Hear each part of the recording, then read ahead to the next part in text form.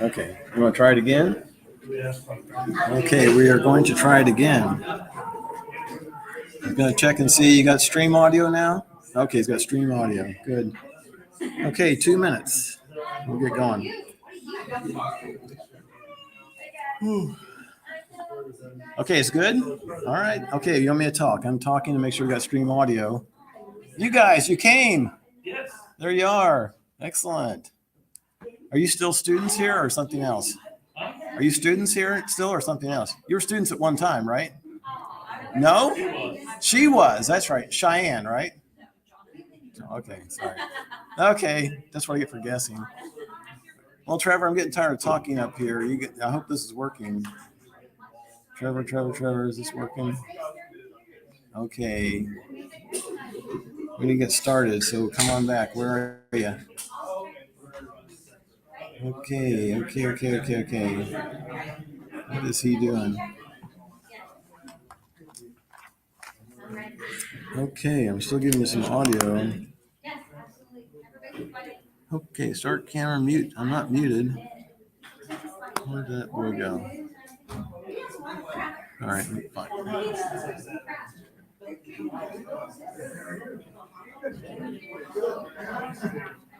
Yeah. In America's like we're going to show you.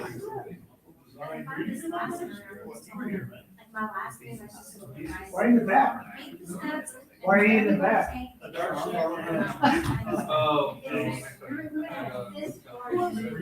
I want to.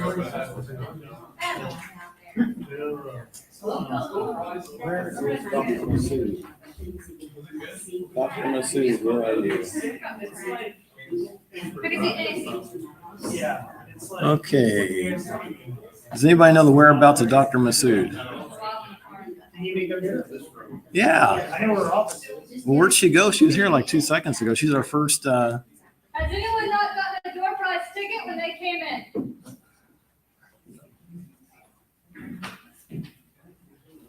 Vice President over here slacking.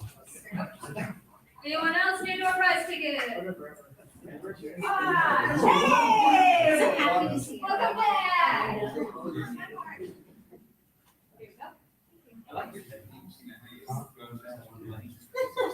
It's not rock science, honey. Yeah, I'll miss it.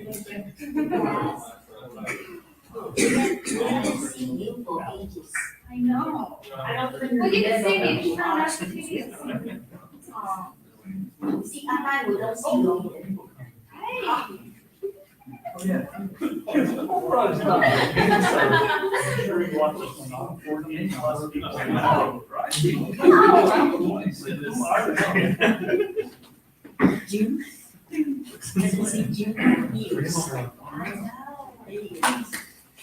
Okay, so it's time to start, but we can't start because our first speaker has left the room, but we'll wait for her to get back here. And hopefully that will be soon. Brandon seems to know where she is, so he went to get her.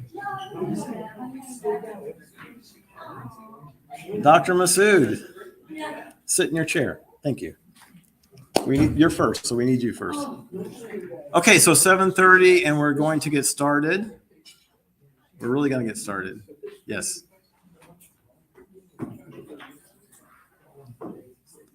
Ron, we're going to get started. All right, so we're going to get started. Okay, so welcome to the September 2022 meeting of Johnson Space and Astronomical Society, our first meeting in 2.5 years. Yeah. Okay, in-person meeting. And first thing I want to do is I want to thank Dr. Masood for arranging this lovely lecture hall for us to meet in tonight. So let's give it to her. All right, second thing I want to do is I want to thank Trevor Quinn for having organized our online meetings for the last 2.5 years. All right, thank you, Trevor. Okay, now normally at the beginning of our meetings, we go around and we say, who's new? Tell us something about yourself. We're not going to do that tonight. We're going to do something a little different because this is very different. So everybody who has kind of been like a long-term member of the JSC Astronomical Society, let me see who you are. Okay, very good. And I said long-term because if you're here tonight Membership is based on participation. If you're here, you're now a member of the JSCAS if you want to be. Okay, and then who all is a part of the UHCL Physics and Astronomy Club? Woohoo! All right. All right, thank you guys very much for coming. Yes. Okay, so we're going to be doing this live here in the room, and we're also going to be broadcasting on our YouTube channel at the same time. So welcome to whoever that may be on our YouTube channel. Uh-oh.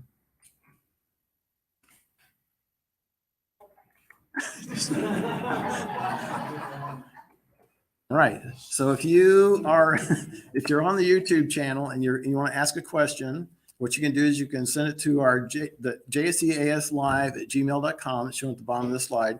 And Trevor will be gathering up those questions for our presenters. Or you can use your YouTube chat and you can send a chat message to us. So all of our presenters, when you're looking for a YouTube chat message, it's going to show up over here. Trevor's not going to give it to us tonight. It's going to show up over here on the right-hand side of the screen. Everybody's hearing me, right? If you get a YouTube question, it's going to show up here and you'll have to field that. Okay, then. All right, so here's our agenda for this evening.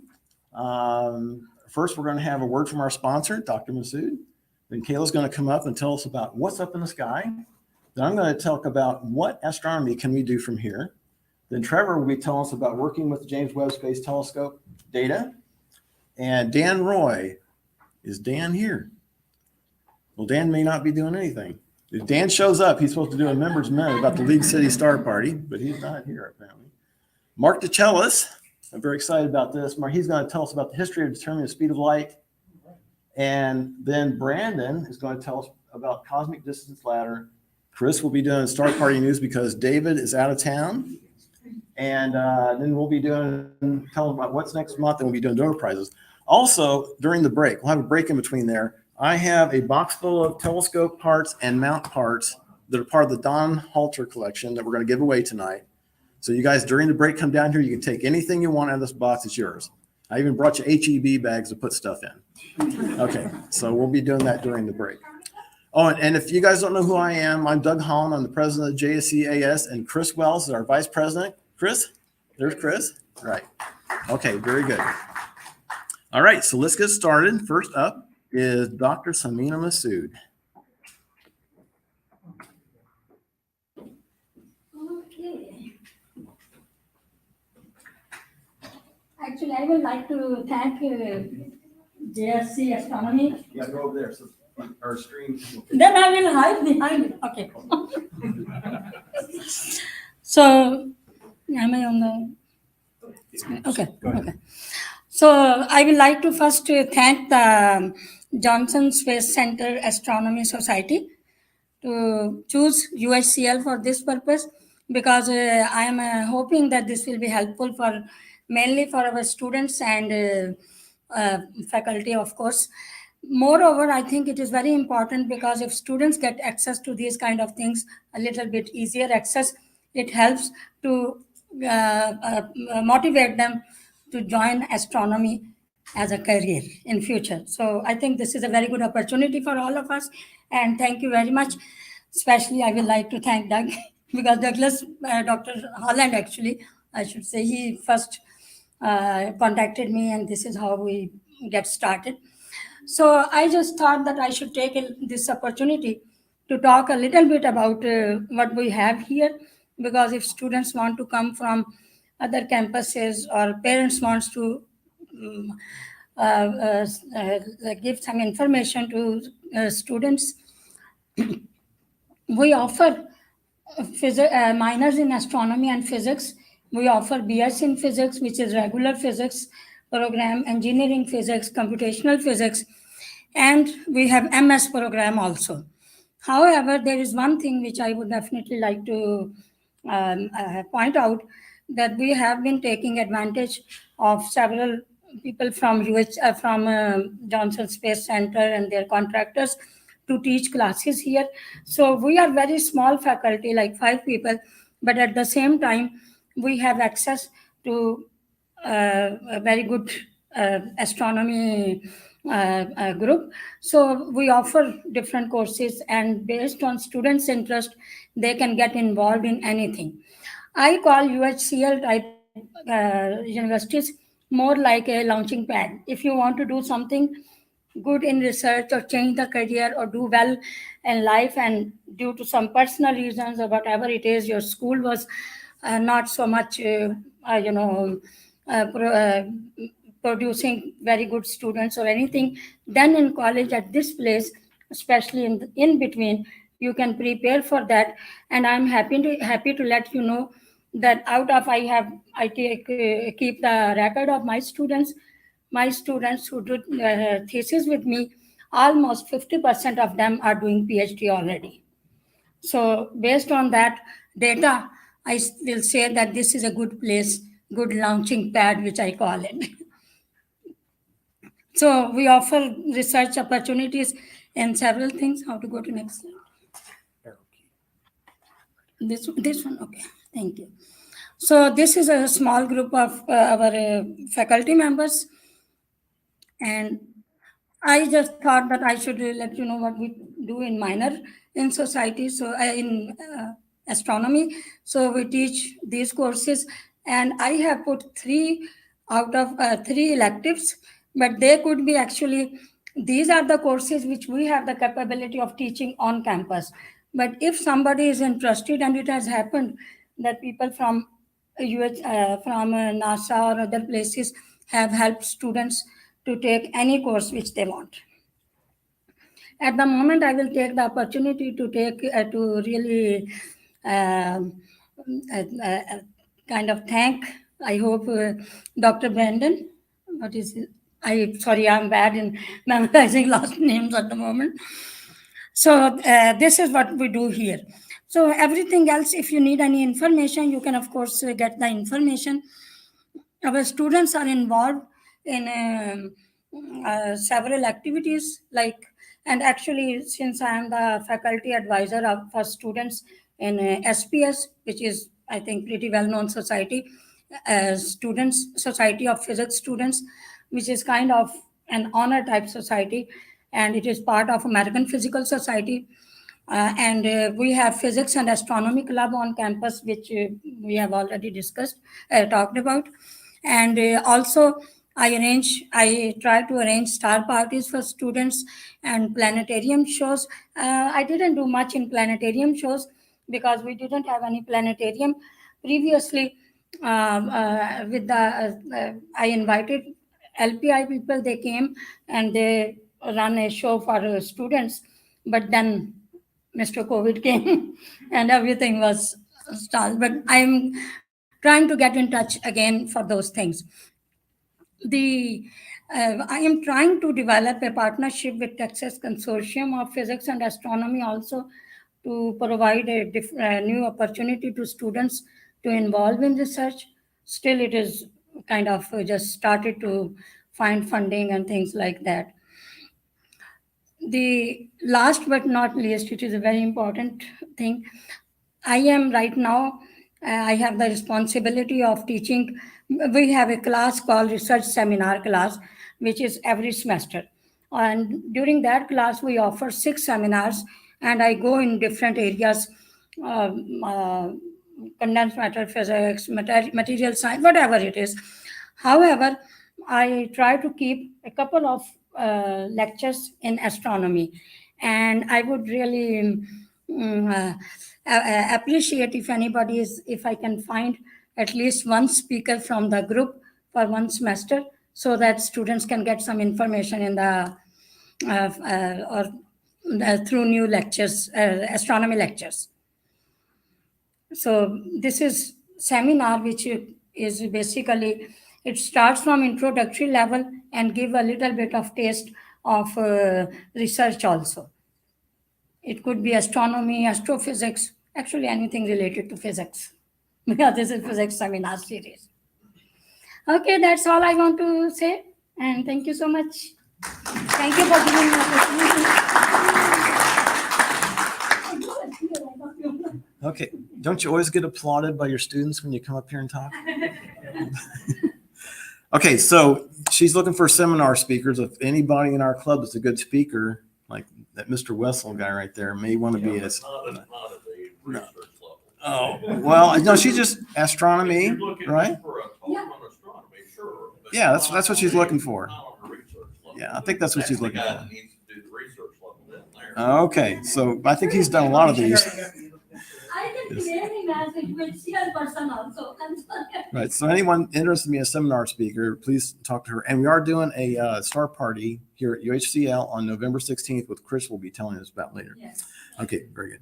So next up, we have Kayla with What's Up in the Sky. Kayla. Wait till after you hear me. All right. So hello, everyone.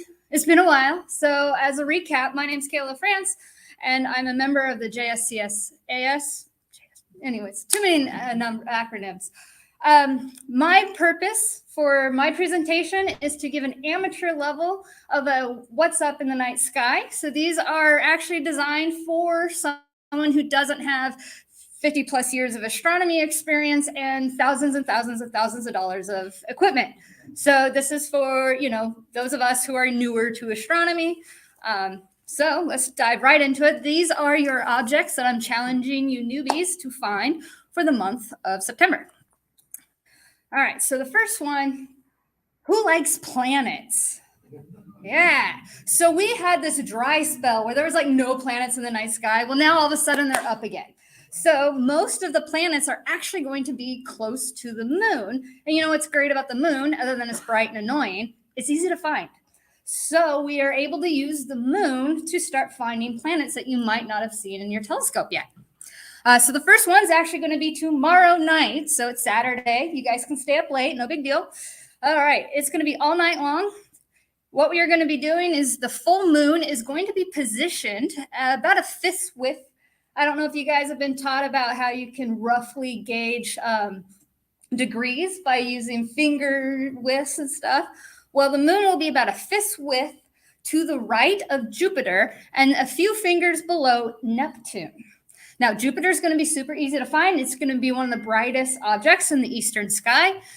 Of course, second to the moon, but it's Neptune, on the other hand, it's going to be a little bit harder. It's at a magnitude of 7.8. So you were going to need probably a 6-inch or bigger telescope. You might be able to find it with a smaller one, but a little bit bigger aperture is going to help you on this one.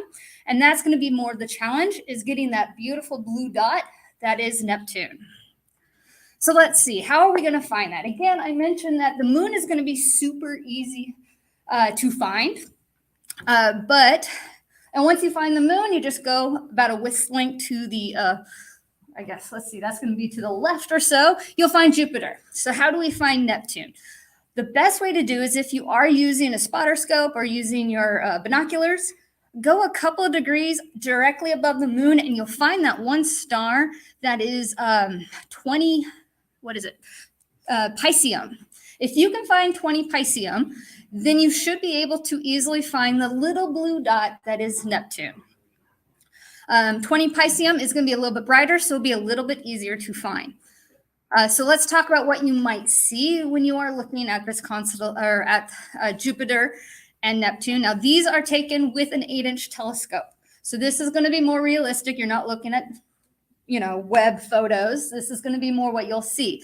For Neptune, you're just going to see a bluer dot, not very big, and you're going to have a lot of magnification even to get that much of the disk. It might be a smaller, closer to a pinprick of light if you have a much smaller telescope. And then Jupiter, I didn't look to see what moons were up. I'm sorry, I should have done that. You'll see a couple of bands and maybe a few moons. All right. And this is what it looks like with an 8-inch telescope. So the next one is a couple days later, the moon will have then moved to a point where it's actually in a good spot to help us find Uranus. So this is going to be late in the evening. The waning gibbous moon will be positioned just a few finger widths away, about 3.9 degrees from Uranus.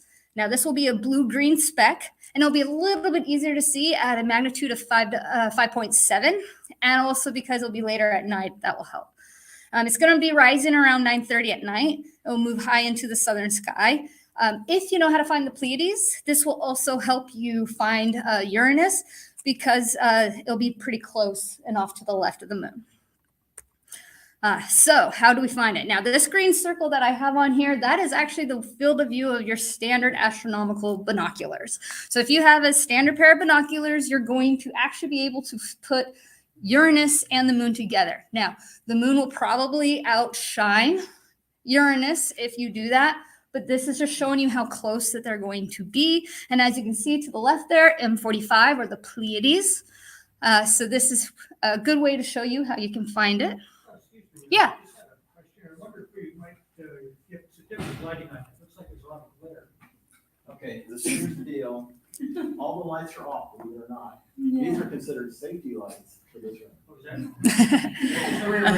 The question, Next time I'll bring your beacon. the question in the room was if we could turn off the lights. Unfortunately, all the lights that we can turn off are turned off.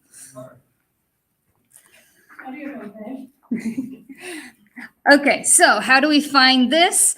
It is going to be kind of out in the middle of Aries. So if you know how to find Aries, the ram, again, we mentioned it's going to be a few degrees, just the moon will be a few degrees below it. And also to the left of, you'll find M45 or the Pleiades. And this is showing you an image that we have of Uranus in a 10-inch telescope with not a lot of magnification. So this is more what you'll see with the larger scope. All right, how about more planets? So my favorite planet's starting to come up here. On September 16th, overnight, just before 11 p.m., there will be a half illuminated moon that will be just a few finger widths from the left of a bright reddish Mars. It will stay within a binocular view through most of the night, about 3.5 degrees. Again, this will be in the constellation of Taurus. So if you know how to look for that V shape in Taurus, of course, the moon, it will be obvious to find. You will be able to see smack dab in the middle of the horns, the beautiful planet Mars. And there's my spelling error for the day.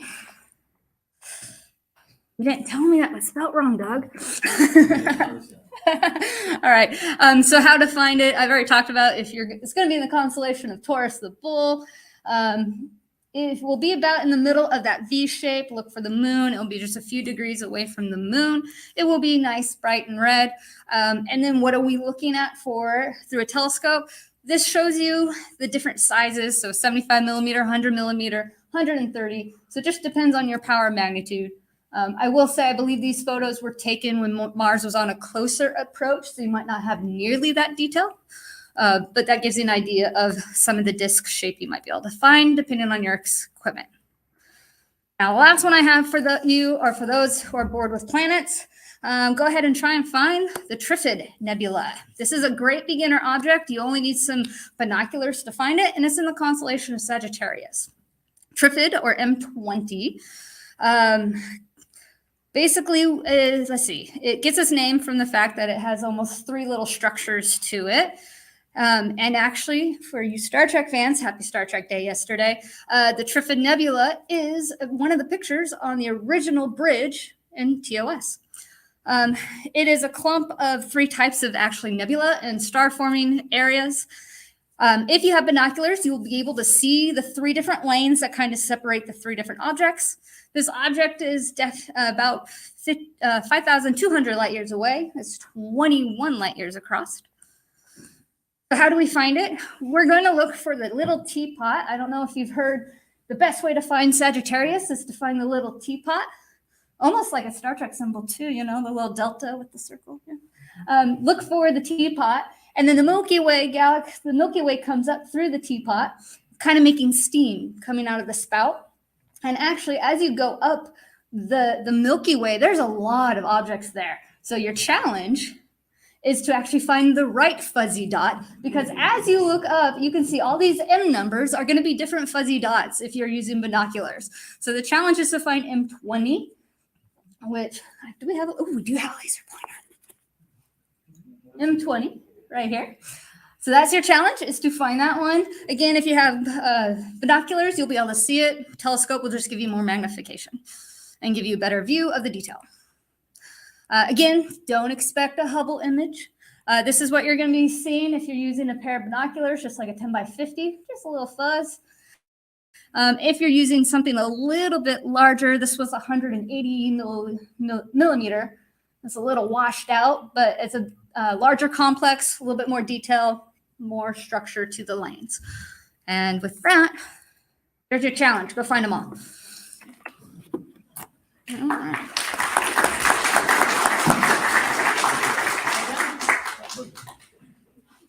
Okay, thank you very much for that, Kayla.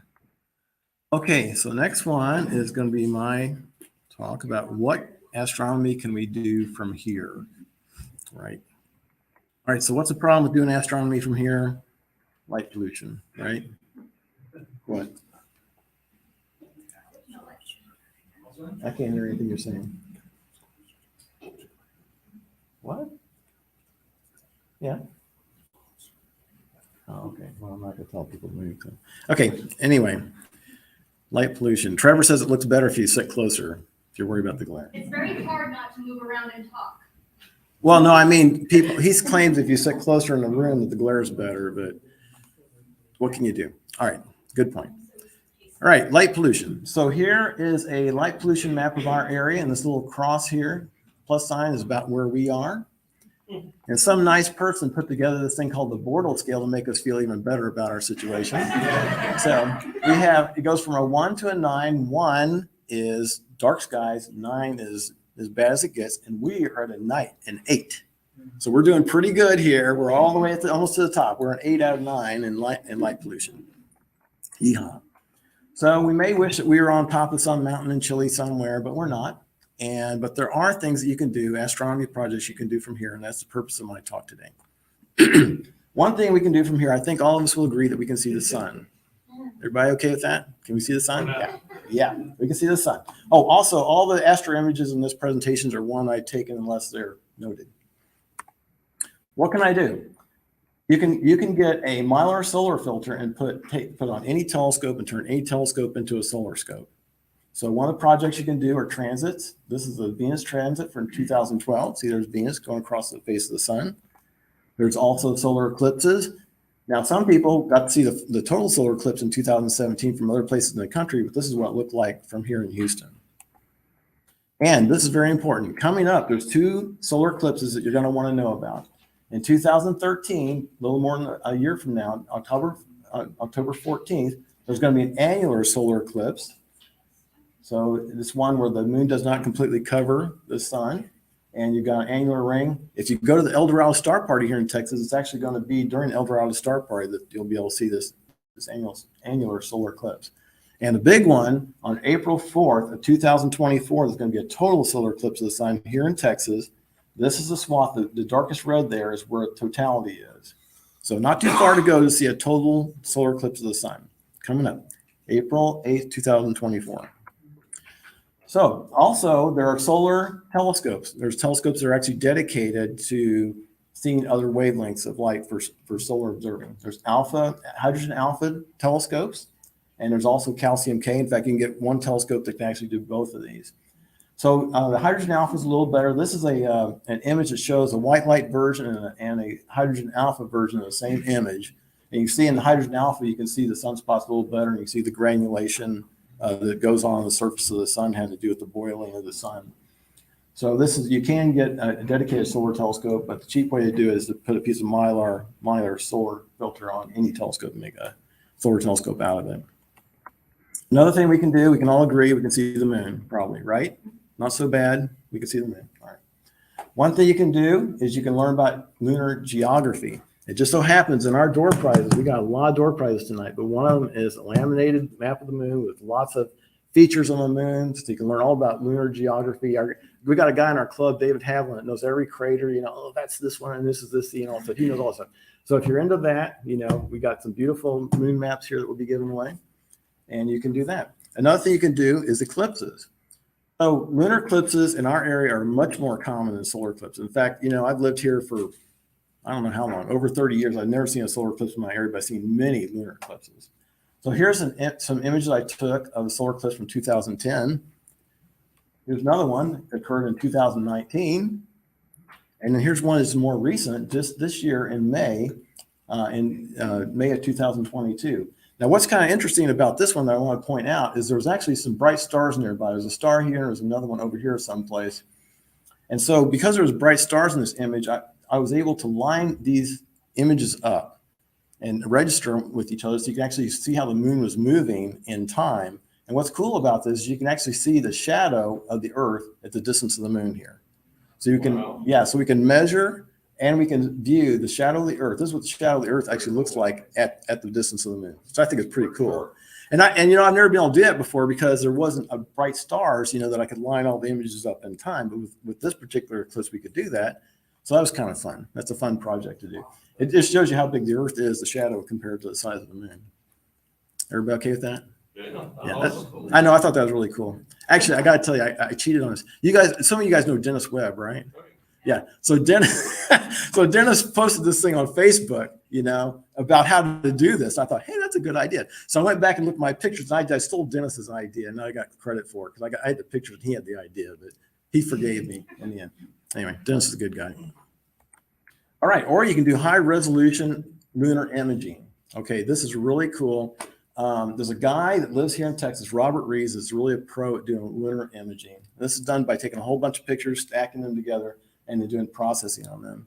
And we also have David Haviland in our club also has been very interested in doing lunar imaging. He's been getting really good at doing this too. But this is incredible. This is an amateur telescope, high resolution lunar imaging.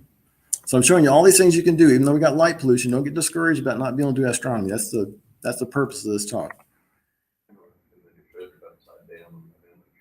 What?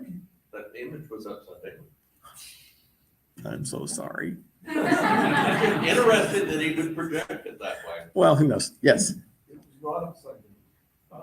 It was every bit as inherently correct as the more conventional one. Well, I just know the geography of the moon and I know it was upside down. Okay. All right. You two can come to Mod Pizza later and duke it out. All right. All right. Good enough.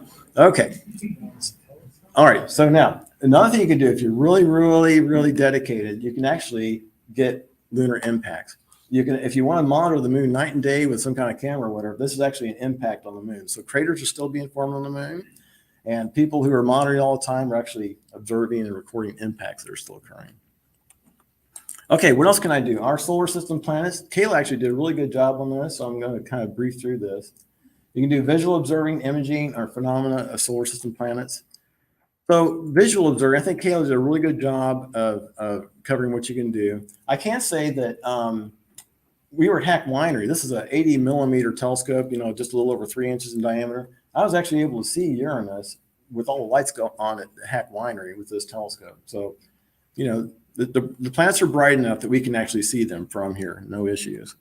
This is an image that was done by Trevor Quinn right here of Jupiter. Wow. And with a planetary camera, hundreds of images stacked and processed. Now, one thing, this is a good example of what can be done. That's a great image, and our friend here, Trevor, actually made that image.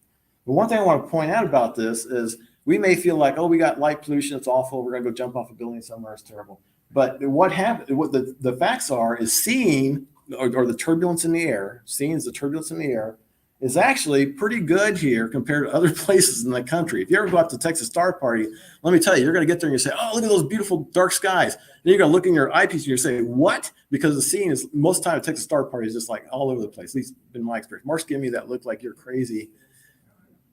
You've been to Texas Star Party, right? You didn't have any seeing problems? I struggle to see everything. Okay. Well, anyway.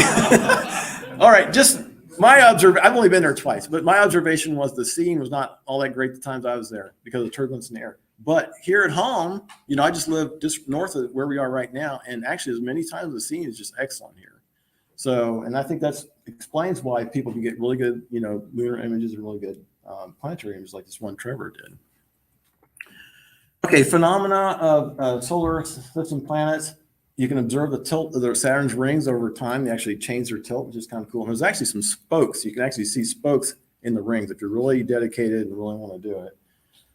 Movements of Jupiter's moons. This is pretty cool, I think. Okay, so Io is the moon that's closest to Jupiter, and it goes around Jupiter in how many days?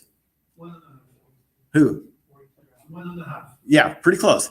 So anyway, so that moon goes around Jupiter so fast, you can actually, in one night, you can be looking at Jupiter and you see Io go in one side. You can actually see it moving and go in one side and come out the other side behind Jupiter within one night of observing. I think that's kind of cool. So you can do that. Phases of Venus goes through phases like our moon does. That's cool. The ice caps on Mars change with the seasons. And, their winter and summer, the ice caps, grow and get smaller. Impacts on Jupiter. Okay, this is pretty cool. A lot of amateurs now are spending time observing Jupiter continuously, and amateurs are observing and recording impacts on Jupiter. Asteroids and stuff hitting Jupiter. You remember many years ago there was a comet Shoemaker-Levy, and we thought that's such a big deal. Oh my goodness, something hit Jupiter, and that's so cool. Well, now amateurs are out in their backyards with video cameras, getting impacts on Jupiter now. So these are things that we can actually do from here. It's very possible. Okay, what other things can I do? Oh, no, sorry. What about other solar system objects? I'm sorry to say, meteor showers, comets, and asteroids, at least my personal experience has been, we don't do very well from here. You really need a dark sky area to do well with these. You can see them, but they're disappointing compared to what you can see in dark sky. So I don't want to lead you to believe we can do everything. What about things outside our solar system? Okay, first one is multiple star systems. Okay, so it turns out that most star systems in the Milky Way are actually multiple star systems. Our sun and our solar system is unusual because we only have one star in our solar system. Most of the star systems in the Milky Way are actually multiple star systems.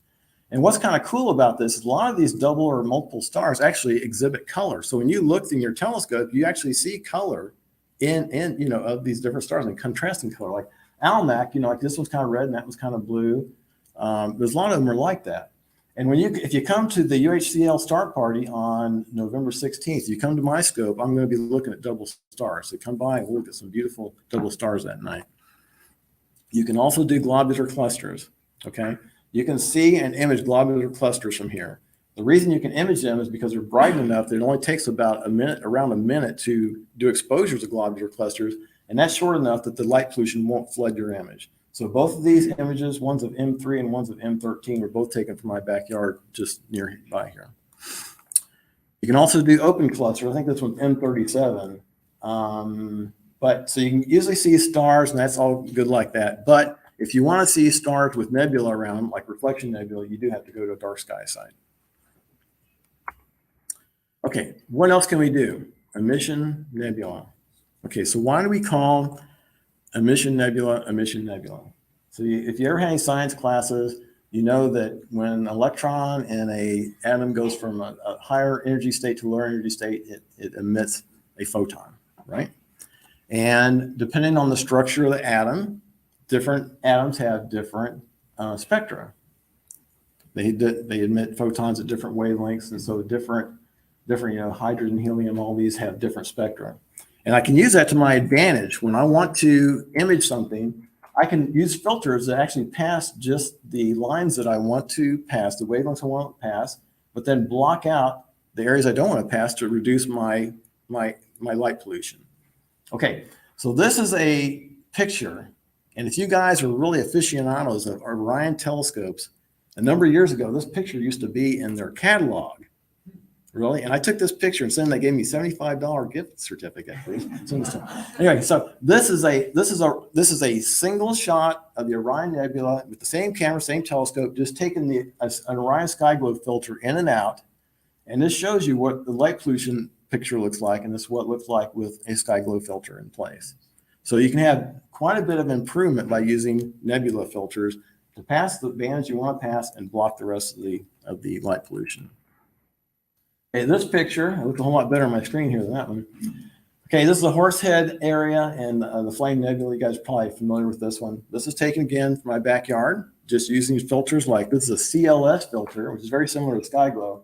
It passes some of the lines that we're interested in and blocks others. These are light pollution lines. And I also, this particular shot was taken with a modified Canon DSLR. So a DSLR, I hope you guys know what DSLR is. It's a handheld camera you can change lenses on. It's kind of like another 35 millimeter camera, but they're digital cameras.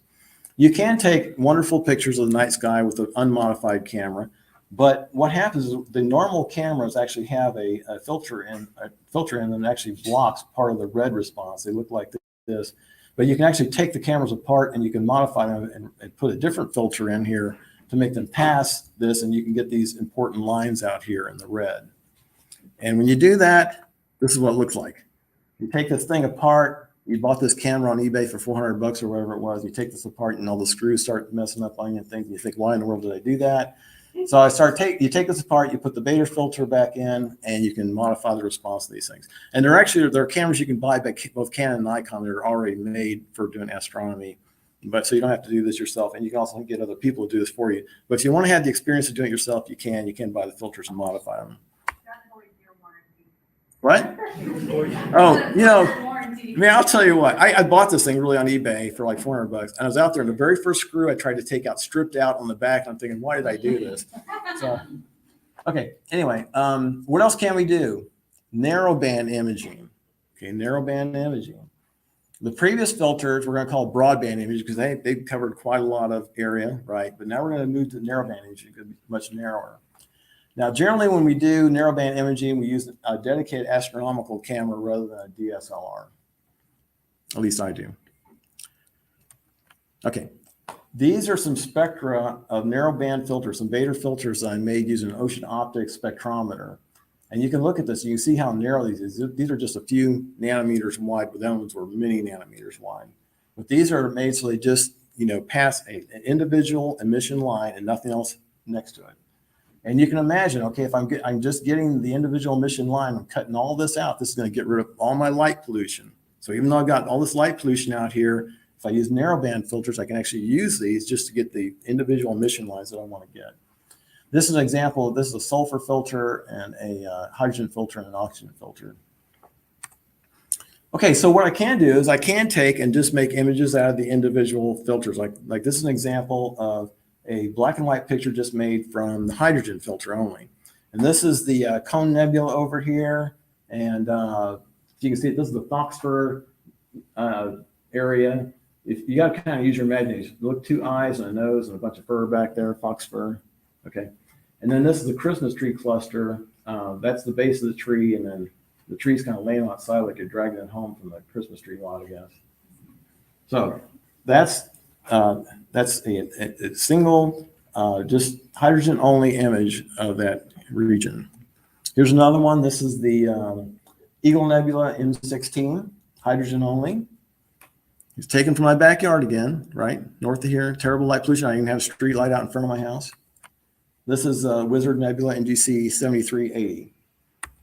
So I can also take these individual filters and I can make color images. Let's say if I take my sulfur filter, my hydrogen filter, and my oxygen filter and assign these different colors like red, green, and blue. These are images taken of Cedar Blad 214. There's a Mission Nebula in Cepheus. And you can see these are decent images all on their own, black and white images, but you can combine them together and make a color image out of the 3 different bands together. Now, one thing that's good about narrowband imaging is a lot of these elements are all in the same region. Like there's a whole bunch in red. There's nitrogen, there's hydrogen, and there's nitrogen, hydrogen, and sulfur. All are in the red. So if you just did them all in red, yeah.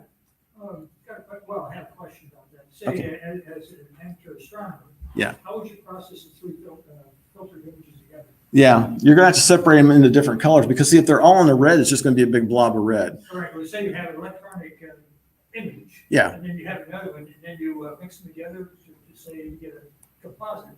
Yeah. Okay, here's how you do it. I hope this is answering your question. Even though the sulfur and the hydrogen are both almost right, this one's at 672 nanometers, this one's 656 nanometers. They're both in the red, but I'm going to assign the sulfur one to red. I'm going to assign the hydrogen one to green, and it's going to separate it out so I can see the differences between the two. Is that what you're asking me? Well, say as a practical question, say you have 3 images and you have a grid or an array, and then you have sensitivity. How do you get them all 3 together?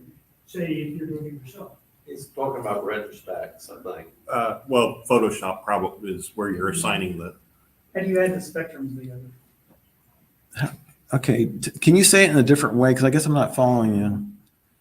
All right, you say you have a red image, a green image, and a blue image. Yeah. And you want to merge them into one image. Yeah. Oh, How do you do that? oh, okay.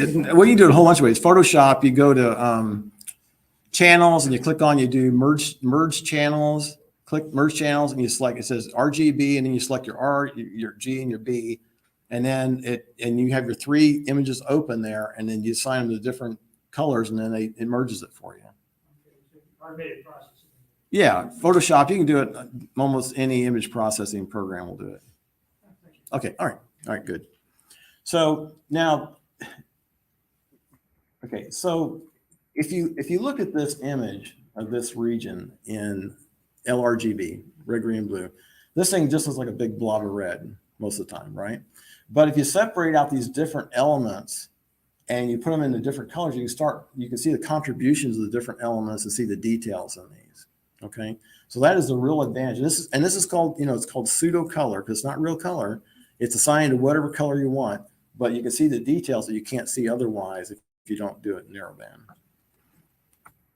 Okay, here's a couple other examples. This is the Rosette Nebula, which hopefully some of you guys know about. The narrowband image again. Okay, I want to say one thing about the Rosette Nebula. This is we're going to take a little sidetrack here for a second. Okay, so when we look at stuff in our telescope and take pictures, we kind of assume that these things are these little tiny things in the sky, right? And our telescopes is blowing them up for us and making us a beautiful image of it. Okay, this Rosette Nebula is actually 1.5 degrees across. So how big is the full moon? Half a degree, right? So this thing is the size of 3 full moons. Think about the full moon. You see it there. You put 3 of 1, 2, 3 next to each other. That's how big this thing is in the sky. It's huge, right? So not all celestial objects are these tiny little things. This was actually taken with a camera lens. This was not taken with a telescope. This thing is big. So anyway, the Rosette Nebula. How did you get the yellow? How to get what? The yellow. The You assign a different set of colors to it? well, green and red when they come together makes yellow, right? Isn't it? Am I wrong? Somehow, Jim. I mean, that's what came out. I put them together and boom, it's like, yeah. Anyway, I don't have a good answer for you. Sometimes we don't know what we're doing. Photoshop or whatever multiplies the colors together. Right? Yeah. It's like your base image is Yeah. just red, green, blue. Yes. It doesn't matter. Yeah, it creates new colors out of all of your combinations, right? Yeah. Okay, that's the Heart of the Heart Malot 15, another narrowband image for my backyard. Couldn't do that otherwise with a regular camera and regular filters. And last one is Pac-Man Nebula. All right, all narrowband. Okay, what else can we image with narrowband filters? I just said, well, we were just doing emission nebula, right? We can also do supernova remnant, planetary nebula, Wolf-Rayet stars, and probably others. So anything that has, it doesn't have to be an emission nebula, anything that has ionized gas that's emitting at these specific wavelengths, you can use narrowband filters for them and do it in a light polluted area. So here's a couple supernova remnants. This is the Veil Nebula over here, and then this is the Crab Nebula. Okay, the Crab Nebula, it's a supernova remnant. Supernova just the supernova makes all kinds of elements. It just makes everything you could possibly imagine, right? And so when you look at a picture of the Crab Nebula, a regular RGB picture of the Crab Nebula, it looks kind of dull. It looks kind of red and some white and stuff like that. But if you separate out the individual elements, that are in there and make an image out, you actually get quite a lot of detail and interesting features. That's this Crab Nebula. That's the way to see it, is actually look at the individual elements. It looks more like a crab too. Does it? Yeah, there is a crab shaped in there. Can you show us? By a laser pointer. Here you go. I want you to show me the crab because I've never seen it myself. Go get it. Here's the body of the crab. Here's 2 of the legs that come out inside, the 2 that are curved to the back. See? Okay, so do it one more time. Here's the body of the crab. The body. Here's the leg out to the right, leg out to the left, and then 2 curving back ones. Oh, you've saved us. All right. All right. I've never seen it either. That's awesome. Yeah, I never knew what they were talking about. Thank you.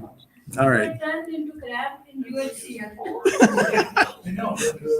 They taste good, you know that. All right. Also, there's planetary nebula. That's the helix. That's not a very good picture of the helix, but you can do it in narrowband. All right, then Wolf-Rayet stars. Brandon would probably do a better job of explaining this to you than me. But this is a Thor's helmet, and this is the Crescent Nebula over here. But basically, Wolf-Rayet stars. There's a couple French guys in 1867 that discovered these things. And basically, a star blows off its hydrogen shell, and then the helium core that's left over heats the hydrogen shell. And for some reason, they want to call this. They see these as being different than other stars, and so these are good for emission nebula filters. Because they're emitting at these different wavelengths and different ionized gas. So Wolf-Rayet stars also. Okay, what else can we do? What about other types of filters? So we're talking about light pollution, right? We don't want to get too far off here. We're thinking about light pollution. What can we do here in our area with light pollution? It turns out, which I didn't know this until a few years ago, the light pollution actually winds up being only in the visible part of the spectrum. You're shaking your head, Jim. You knew that? No, I just agree. That's where it would show up. I was going to say, You wouldn't see the light. I was going to say, why didn't you tell me that 15 years ago? Is to seeing infrared light. Yeah. So it has to be in the visible spectrum. Okay. Okay, good. I thought you were holding out on me though. But, No. okay. All right, good. All right, so Just anatomy and wavelength of the eye that your eye perceives. yes, Mark. Or because light pollution is created by lights that were designed to help us see. Yeah. Well, right. Why didn't you tell me that? You know, we have infrared lights up on the top of the. Okay, Mark, you're in big trouble, buddy. I'm telling you. Just, 'cause I wish I had known this like 20 years ago or 15 years ago. Thank you. Good. That's a good explanation. All right. So visible spectrum here. It turns out that the light pollution is in the visible spectrum. And I did not know this until I started messing around with looking at other filters outside the visible spectrum. So here's visible. Then we got IR, and near IR is the IR that's near the visible spectrum. In case you ever hear near IR, is the ones near here. You got UV. But our image detectors are not limited to the visible spectrum. See, here's the visible spectrum, but these typical silicon detector actually goes a little bit into the ultraviolet and goes some down into the near infrared and infrared, right? Oh yeah, don't you look at me like that. Well, That's the whole reason why Sophia flies up above the troposphere. what? That's the whole reason why Sophia flies Yeah. above the troposphere. Okay, good. It's because you have to be above the troposphere because IR gets filtered out. Right. But near IR actually is close enough to visible that passes. Okay. I can testify, and you'll see here in just a second. Yeah. Okay. So anyway, so near IR, so silicon detectors aren't limited to visible spectrum. They pass near IR and a little bit in the ultraviolet. So what can I do with that? The near IR displays, first off, it helps me with light pollution, right? So, but the near IR displays different features than the visible light range does. And that's also the testimony for the James Webb Space Telescope. It's near IR, and we're seeing different features with it, right? But you as an amateur can actually use a silicon detector also to image in the near infrared. So this is the Flame Nebula. But if I show you, I should have brought my other one. Anyway, if I show you the Flame Nebula in regular, red, green, and blue, I show you in near infrared, it looks like two different things because it shows different features. That's kind of cool. So it helps me with light pollution, but also shows different features. And even better, for my backyard, I can actually image galaxies from my backyard near infrared. I have tried to get the Whirlpool galaxy from my backyard. It always turned out to be garbage. Okay, but near infrared, no problem. Okay, this background is nice and black, no issues with light pollution in near infrared. Have you ever shot a narrowband? Yeah, I can't. It doesn't work. No. Well, what you see, okay, Jim, what you see is you see like in hydrogen, you see the little hydrogen spots that are around there, and they look really cool, but there's no other galaxy. The rest of the galaxy's missing. Yeah. So you need to composite that with this. that's actually a good idea. Yeah, that's right. That's a good idea. We could composite narrowband with near. We'll have to do that. Okay, new project. Okay, so what have we done so far? We solar system, sun, moon, planets, double stars, globular clusters, open clusters, emission nebula, broadband, narrowband, supernova remnant.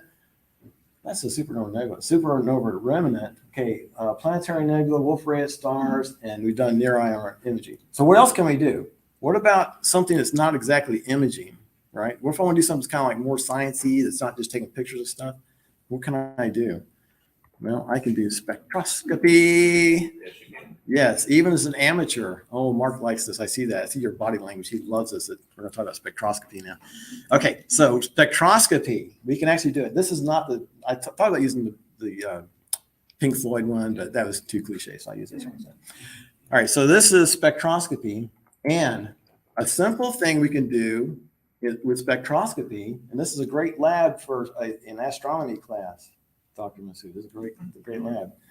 You can actually go out and this is the spectrum of the sun, has absorption lines and emission lines.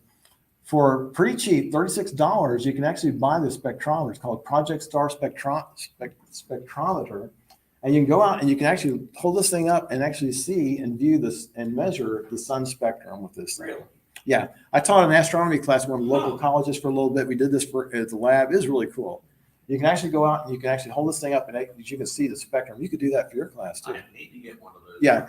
for sure. Mine's really broken, but because 10,000 kids use it. But anyway, but $36. I just checked it before this week. So it's pretty cool, Jim. I mean, you can see the sun spectrum. Yeah, I think you'll like it. Now, of course, you can get better spectrometers. There's a lot better spectrometers out there than this one, but this is something you can do that's pretty cheap. Also, you can also do the spectrum of stars and deep sky objects. There's this company, Field Tested Systems. If you've been watching our online meetings, you know that Tom Fields, actually, that's his name, actually did one of our presentations. And he has a software called RSpec that you can use with the computer, and he actually sells all the hardware and software that enables everyone to be able to do spectroscopy with their telescopes. So if you're looking at stars, we got to talk about stars from that. The HR diagram, the spectral types, there's a bunch of letters up here, O, B, A, F, G, K, M, and then these are also separated. There's actually a 0 through 9 that goes with each one of these letters to give you even more separation. So stars are classified by their spectral types. And one of the things about different spectral type stars is they actually have different spectrums. So let's say I have an AO star, and this is a spectrum I made with my telescope in my backyard using this guy's software and hardware. This is a Theta, which is an A0 star, and this is the spectrum that we would expect to get from an A0 star. So if you have a star that you don't know what it is, you can actually use the spectrometer to figure out what kind of star it is. Or if you have one that you do know what it is, you can verify it has the right spectrum. And are you just attaching this to your setup? You know it.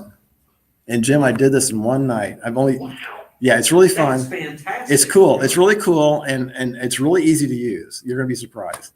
It's fun. What sort of equipment do you? I'll talk to you all. No, it's not. No, because there are other people. Look, you might want to know How too. much- What are you looking at to be able to do that? Okay, this is really easy. You buy diffraction grating. That's easy. Yeah, you buy it from them because there's something. These guys had a certain number of lines per millimeter for this to work. Okay, so you buy this diffraction grating, you stick it on the front of your camera, and then you use his software. First, you calibrate the thing, to figure out exactly where things are. It's pretty easy to do, though. And then once you do that, you can just select. Like I can select A0 star, and then I can get my spectrum. Can you do it with one of his planetary cameras? Because I own a planetary camera. I guess. He's got. Yeah. Okay. And I could maybe pull that off. You might. Okay. All right. So I originally did this. Okay. Here's my thinking at first. I was thinking I originally did it with my color DSLR because I thought I need to have a color camera to see spectrum. That was all wrong. Okay. I switched over. I got some spectrums with the DSLR. You can do that. But I got better results using my monochrome camera because this thing doesn't really care about colors. What it cares about, it calibrates this thing in angstroms per pixel. So it winds up being, it actually shows out here, you know how diffraction gradient is. It makes a rainbow out to the side. So it actually spreads it out on the sensor and then figure out how many angstroms are, separation per each pixel. Mm-hmm. So in order to get wider spectrum and get better resolution, I got better results with the monochrome camera. But I did get okay results with a color camera. So you can do that. But okay, so this is Theta, which is an A0 star. Now look at this one.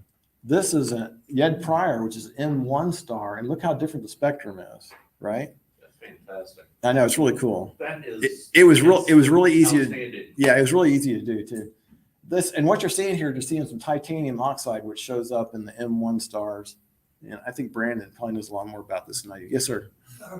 Is this available, I guess, after the lecture? Yeah, I was gonna ask the same thing. These are really fantastic. Yeah, we're actually recording this on our YouTube channel. All you gotta do is go to the YouTube channel. You can listen to the whole thing again and stop it. And yeah, do you know how to get to our YouTube I'll channel? send you a link to email. Oh, great. Yeah, I Okay. will need that also. Okay. But I can get that for my lab. Okay, good, excellent. Yeah, this is, guys, you know what? It looks more complicated than it really is. I mean, it's kind of like one of these things you do and you think, wow, that really worked. I mean, decades ago, even an observatory couldn't be that.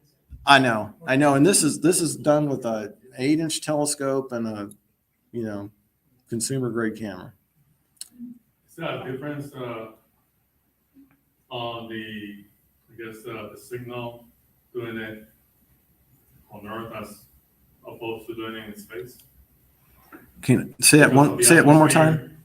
Oh, that. Different spectra when looking at different stars, looking this from Earth as opposed to looking at higher altitude, even looking at Yeah. on space in space. Yes, there's a difference. It's even like the sun spectrum.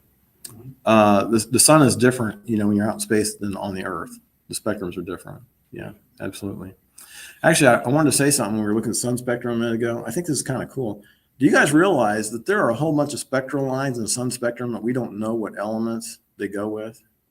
Yeah. Yeah, there's a bunch of lines, the absorption lines, that we still don't know what they are. I think that's kind of interesting. So, see if I'm right. That's my claim. Anyway, so that's an M1 star, that's an A0 star, and you remember back here on the HR diagram, there's A, there's M, right? Different spectral class stars, but what really makes a difference is what absorption lines they have and what their spectrums look like. Okay, we can also do planetary nebula. Okay, this is a spectrum of M57, the ring nebula. So here I've got a nice line here. That's my oxygen 3 line. Here's my hydrogen alpha line. So I can also look at these planetary nebula, have good spectra.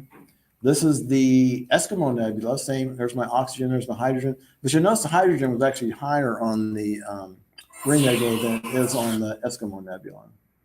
But similar wavelengths of light, but different levels.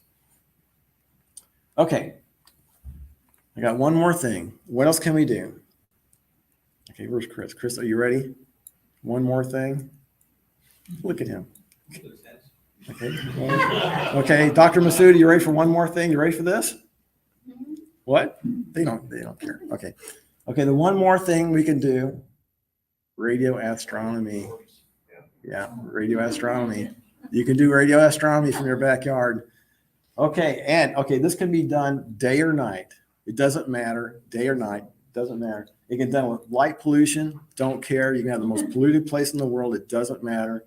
It can be done with or without clouds. It's the perfect astronomy, right? It can be done no matter what's going on. Okay, so here's our spectrum again. We got our visible spectrum, we had IR. Now we're talking about down here, these other wavelengths, microwave on out. These are all radio astronomy wavelengths. Okay. Here is a radio telescope that I made in the backyard. It's made out of a Wi-Fi dish antenna I bought on eBay, and a low noise amplifier, and software defined radio, and it uses this software. Okay. Is that a broom handle or a shovel handle? You think I'd use a broom handle for mine? That is a shovel handle. Yeah, that's a shovel handle. It broke off. I broke the handle off. I thought I'll keep it in the garage, and one day I'll have something to do with that handle. And there it was. I made a radio telescope out of it. And this, Chris used to give me trouble about this one. What's that look like? It's a counterweight. Oh, no. Look close at it. It's what? It's a log. It's a piece of a tree. It's a piece of a tree. I was cutting some trees out in the backyard and made a counterweight. Anyway, okay, so that's not what really matters here. So this. I beg to differ. I think the tree is the most important thing to do. Okay, look. This is harassment. Okay, so look. So this is a 21 centimeter radio telescope, 1.42 gigahertz, and it's going to measure at this frequency. Going to measure neutral hydrogen. So this is no longer ionized hydrogen, but now it's neutral hydrogen that's not ionized, right? Also, another thing you can do is this thing will actually work with a Raspberry Pi. Here's the Raspberry Pi down here. And you can use this remotely because this thing runs day and night. You don't want to leave your laptop out in the backyard all the time, but you can hook up a dirt cheap Raspberry Pi for 35 bucks or whatever, and you can run this thing remotely and just go off and let the thing run forever, and you can remote into it wherever you want to. So this is a really cool thing that can be made, and it works pretty well. So I'm going to show you 3 projects, 2 of which I've done. Project 1, create a video of 1 day of the Milky Way passing over. Okay. So this is going to take a minute to explain this. All right, this is Stellarium. So you guys know Stellarium is a planetary program, and if you don't, it's a planetary program. So what's going on here is this is over a course of 1 day, and I've got the video so it's repeating over and over and over again, so I have to keep going back and restarting it. The dish antenna is pointing right in the middle there. That's where the dish is pointing, okay? So now this is Stellarium showing me what's going on with the Milky Way as it's passing over. Here's the spectrum of our radio telescope. So every time this thing passes over, you're going to see this blip come up right here around the frequency, the wavelength where it's supposed to be. Okay, so watch here. Here it comes, getting ready to come over there, and there's the blip, right? And it goes away. And then here comes the other ones coming around, and here comes the blip. Right, there it goes away. Now, that's part of it. The second part of this is red shifts and blue shifts, right? Okay, blue shift is that way, red shift is this way. So if you watch this thing, what's going to happen is with one of the goes over, that's blue shifted there. You see the blue shift out this way? But watch this, when the other side of the Milky Way comes around, this thing is going to hopefully go the other way. Okay, now it's red shifting. See that? So what's going on there is we're looking at something, part of the Milky Way is coming towards us, blue shifted. We're looking at part of the Milky Way going away from us, red shifted, right? So over the course of 1 day, and oh, by the way, what's that? What is that? Sun. That's the sun, right? The sun's going over. It doesn't make a bit of difference, right? The sun's going over in the field of view of this thing, blazing hot outside. It doesn't matter. It still works perfectly. It doesn't even affect the response at all. Okay? Because why? Because there's no neutral hydrogen in the sun, right? It's all burning like crazy. But Can you pick a different radio wavelength? oh yeah. Yeah. In fact, Jim, the dish is originally made for around 2 gigahertz. What's Wi-Fi? 2.4 gigahertz, right? That's what it's made for. But I'm using it 1.2 gigahertz just because it's wide enough that A wide range. yeah, it's pretty You could good. theoretically pick up Cygnus X1. Yeah, Huh. hopefully. That would be pretty cool. It's kind of fun. Anyway, so this is one project you can do. You can show the Milky Way going by with Stellarium and show the blip coming up and red shift and blue shift as the Milky Way is going over your site. Another thing you can do, okay, last time I tried to explain this, I lost everybody. So, okay, you can measure. Okay, you can measure the relative location of our solar system within the Milky Way. Okay, you can measure where we are in the Milky Way.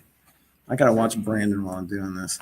Okay, so anyway, so here we are. That's our solar system right there, right? And as I showed you, when you look one way, it's blue shifted, right? You look the other way, it's red shifted. Because one way the stuff's coming towards us, the other way it's going towards us. It takes a little mental gymnastics to work through this, okay?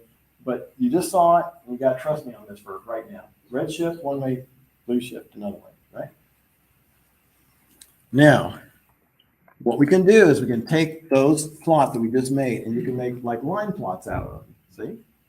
Make these line plots, and what we do is we move the dish like 10 degrees at a time. Like you put it down as close as you can, you do 10 degrees and you move up 10 degrees to another day, 10 degrees to another day, 10 degrees, and you get the entire Milky Way, right? You keep moving by 10 degrees to get the entire Milky Way that you can see from your location. And you make these plots here. Okay?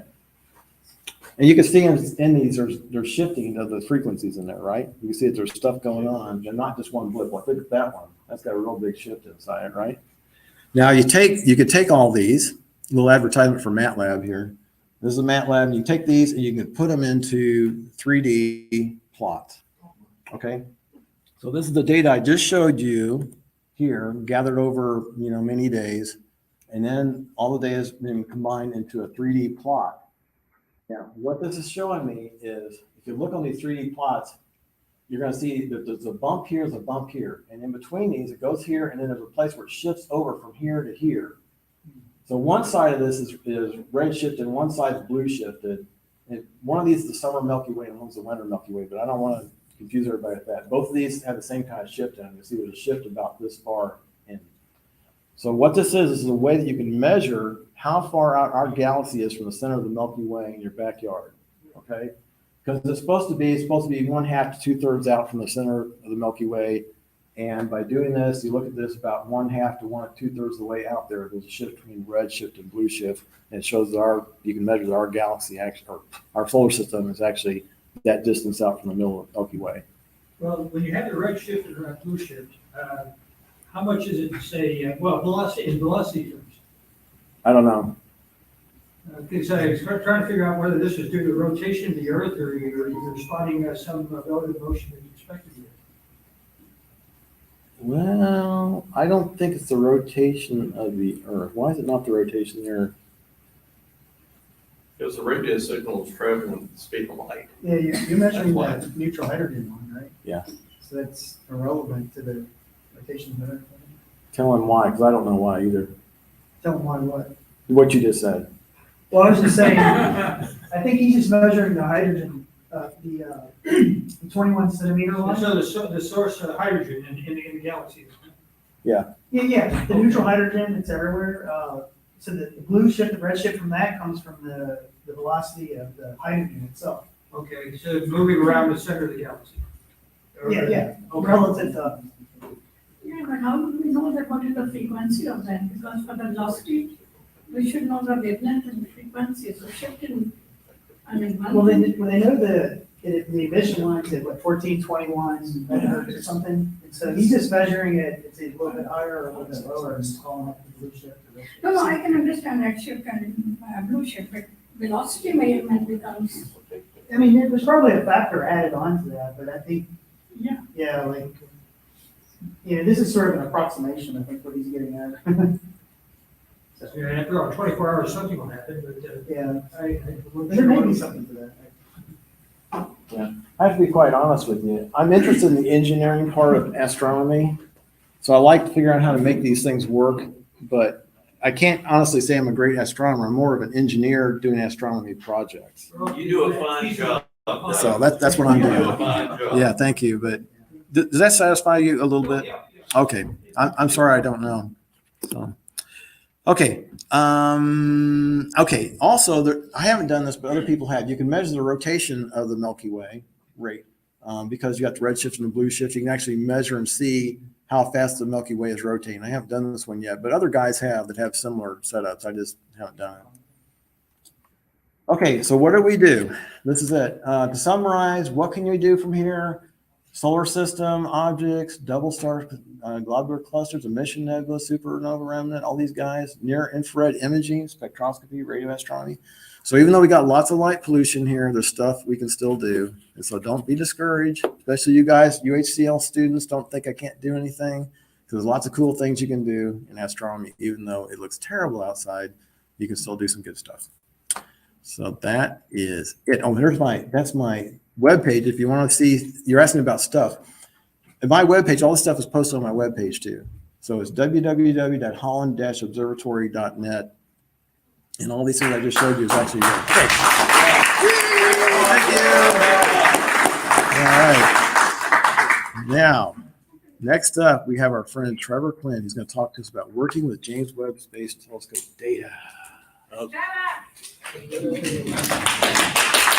Hey, all right. So this is not exactly working with, this is how you can download it.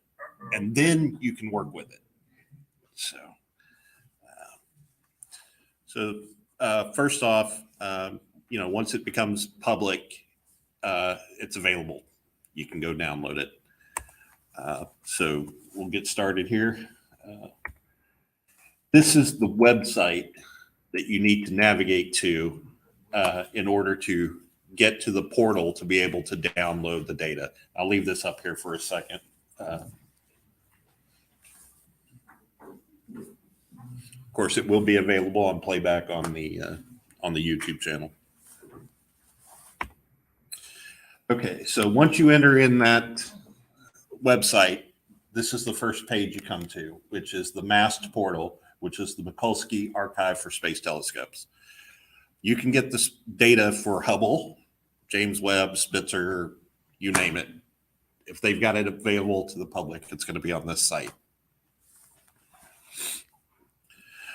So once you get to this site, what we want to do is go ahead. There's tutorials and whatnot on the page, but we're going to skip all that and jump up here. And we're going to go up to the top and hit that advanced search button up in the very top of that web page. That will bring you to this filtered area. Okay. So on the filter there on the left side are the types of things that you can filter on. Okay, so you can do an object name, observation type, mission. Mission is going to be whether it's James Webb or Hubble or whatever. So what I want to do is, in my case, I want to have an object name. I want to select my mission, which you see the check mark over there under mission for James Webb. And then I want to pick an instrument. Okay, so in my case, I went ahead and chose, where is it? NIRCam, because I wanted the NIRCam data. And then I wanted the product type, I wanted the image. Okay, and then you pick release date. Okay, so we know that we started getting it on what, the 13th, July 13th. So I slid that slider all the way over, and then anything beyond July 13th is good.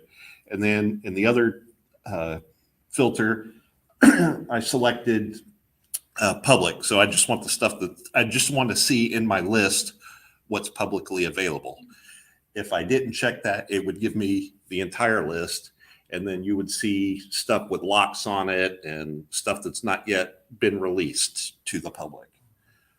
And then as you make these selections, this area up here at the top where it says records found, that starts getting smaller and smaller and smaller. So you're narrowing down the data that's going to be displayed to you.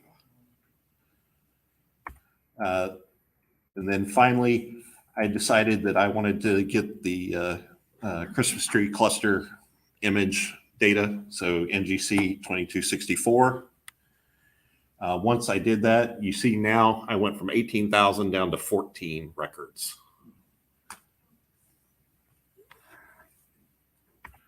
And then this is the list of the 14 records.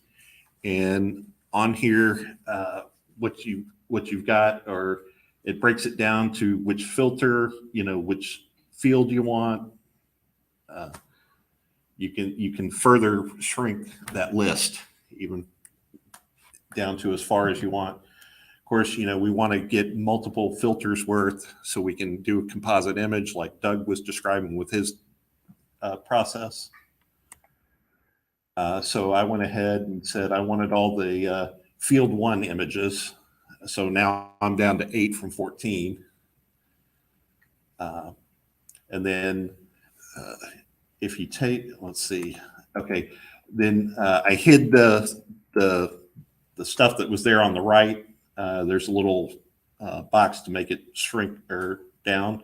And then you can see of those 8 images, which filters were used in that column over there for filters. And so if you only want the ones for a specific filter type, you can get those. All right. And then if I take the slider and slide it over, you can get more data in here, like when they collected the data, which project it was done under, exposure length of the get all the way down to all that data. And then you come back over slide the slider back over. You get to the little disk icon, and you can click on that and start the download process to your machine. Now, keep in mind, these are very large files, so make sure you have plenty of disk space available. I attempted to download these, and I ran out of space on my computer. So the other thing you can do is you can select them and add them to a download basket, and then download the whole batch at one time. Maybe start it, go to bed, wake up the next morning, and you may have it if you haven't run out of disk space. And that's all I have.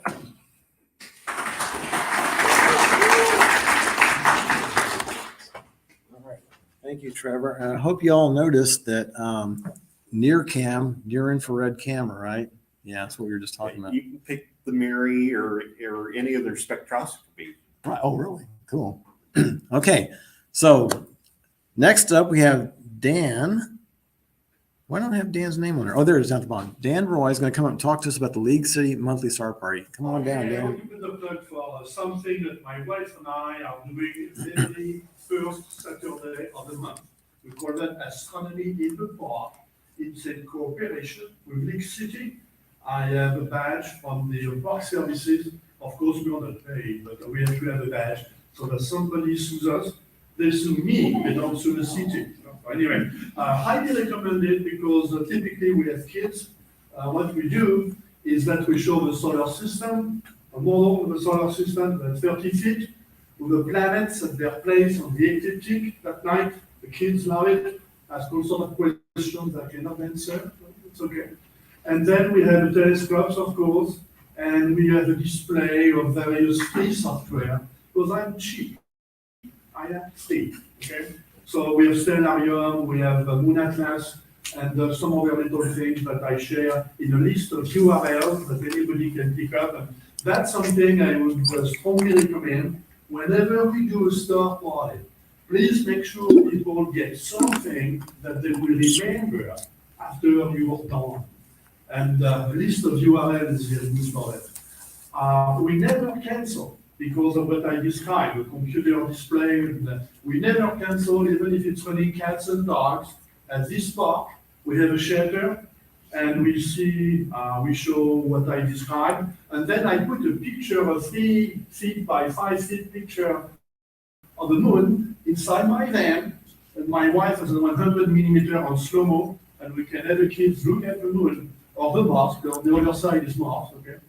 And that brings me to another thing that I want you to know. I recently saw our thanks Andy Shanner at the Lunar Planetary Institute, and he was showing me reams and reams of stuff they're going to throw away. So please, guys, have a look at what he's got, because it's going to go to the trash. And he has all sorts of maps of the moon. He has beautiful pictures of the entire space appointment. When he told me he was going to throw that away, I said, are you kidding me? This is his drawing. But he has so much stuff. He has to make room of it. So if we have a lot of people going to see it, maybe we can do as a group. So contact me. I will leave some of those flyer over there, and my email is on it, so you can contact me. But if we have a lot of people, I don't want Andy to be swamped by requests from a video group. So maybe we can do as a group. Okay, that's my 2 cents. Okay, and we have another one that's coming. That's on the 1st of October, because the very first Saturday of the month is the 1st of October. It turns out to be Moon's night. So I hope the moon will be there. If not, that's okay. I will show Stellarium. And now, of course, Moon Atlas. We have another star party I want you guys to know about. Nerds Night. It's on October 7th. This one is in Katy. And it will be from 7 to 10 p.m. Okay, that's all I have. All right. Thank you, Dan. And so, and you also send out notifications on the JSC AS email distribution when you have something, right? Right. And also that reminds me, we had clipboard. If you wanted to sign up to get our emails, there's a clipboard somewhere there. Kayla's holding up. Be sure to get your name on there if you want to get emails about our events and things Dan's doing, things like that.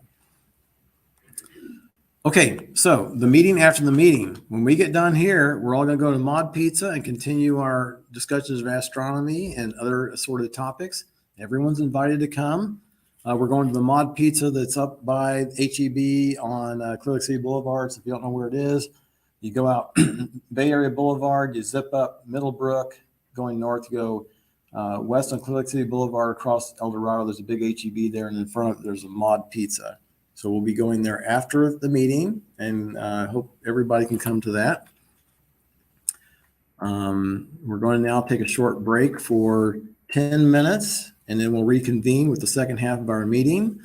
During the break, very important, because I don't want to carry this stuff out to my car again. This box has a bunch of telescope and telescope mount giveaway items. It's all free. It's for part of the Don Halter collection. You guys can take anything in here. It's just take it with you. 10 minutes.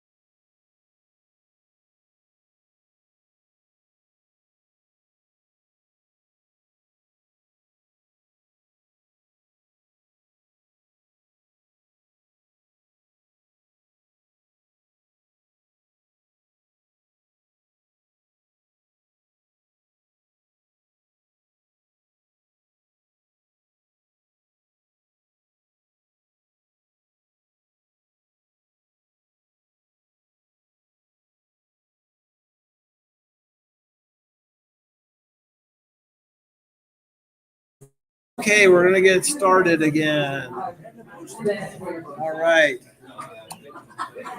We're going to get started. What? It's yours. Take it. You know, it's gonna be one less thing for me to carry out, right? Okay, let's take our. Oh, is that it? That's the Astrodome. Really, and that's in near infrared, right? That's an infrared. So, but it's done with a silicon detector, right? This is done where I literally I took the filter out that's commonly Put this one. put clear. I just don't know what's. I love it. Okay, we're gonna get started.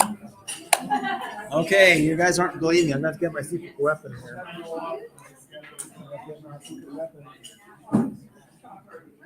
You guys aren't taking me seriously that we're going to get started. Where is it? Don't make me use this. Don't make me use this. I could bring my air horn too. Okay, come on, guys. Let's get going. Everybody. All right, I'm going to move on. Okay, short break. We did that. You guys take some free stuff. Thank you very much. So next up, we have Mark DeCellis. Look, he's ready. He's ready in the wings here. The history of determining the speed of light. Why is this not working? Ready to get in.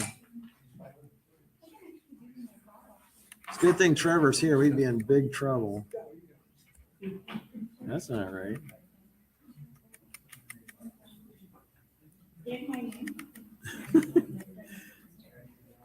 Well, can I go from there? Will it advance from there, Trevor?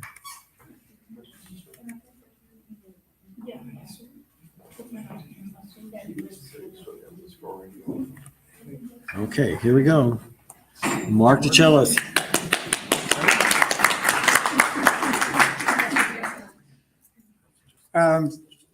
Okay. So this topic, I kind of got curious. I read a book on scientists and some of the history, going way back, and some of the things they discovered and this, that, and the other. And, it's amazing what some of these guys have done through the years. And some of the things, one of the things that piqued my interest is the guys that were measuring the speed of light back in the 1700s and how they did that. And then I happened to come across one of the YouTube scientists that I follow, and they made some comments about the speed of light, and it got me interested in how did that progress, and how did that change through the years? So this is a brief history, very quick. We're not going to go into a lot of detail, but I just thought I would mention what I learned on how things changed through the years. And so this is a chemical engineer's view of the physics that went behind some of this figuring out the speed of light. And the interesting thing is when we get to the end, because I learned something I didn't realize, and I'll point that out when we get to the end.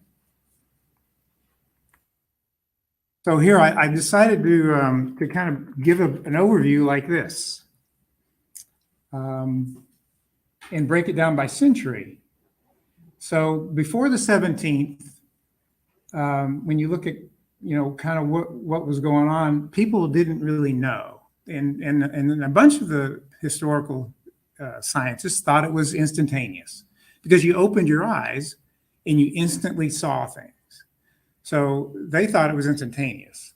But when you get to the 17th, you start to see people doing experiments with terrestrial or solar system with lanterns and telescopes because they were starting to come out.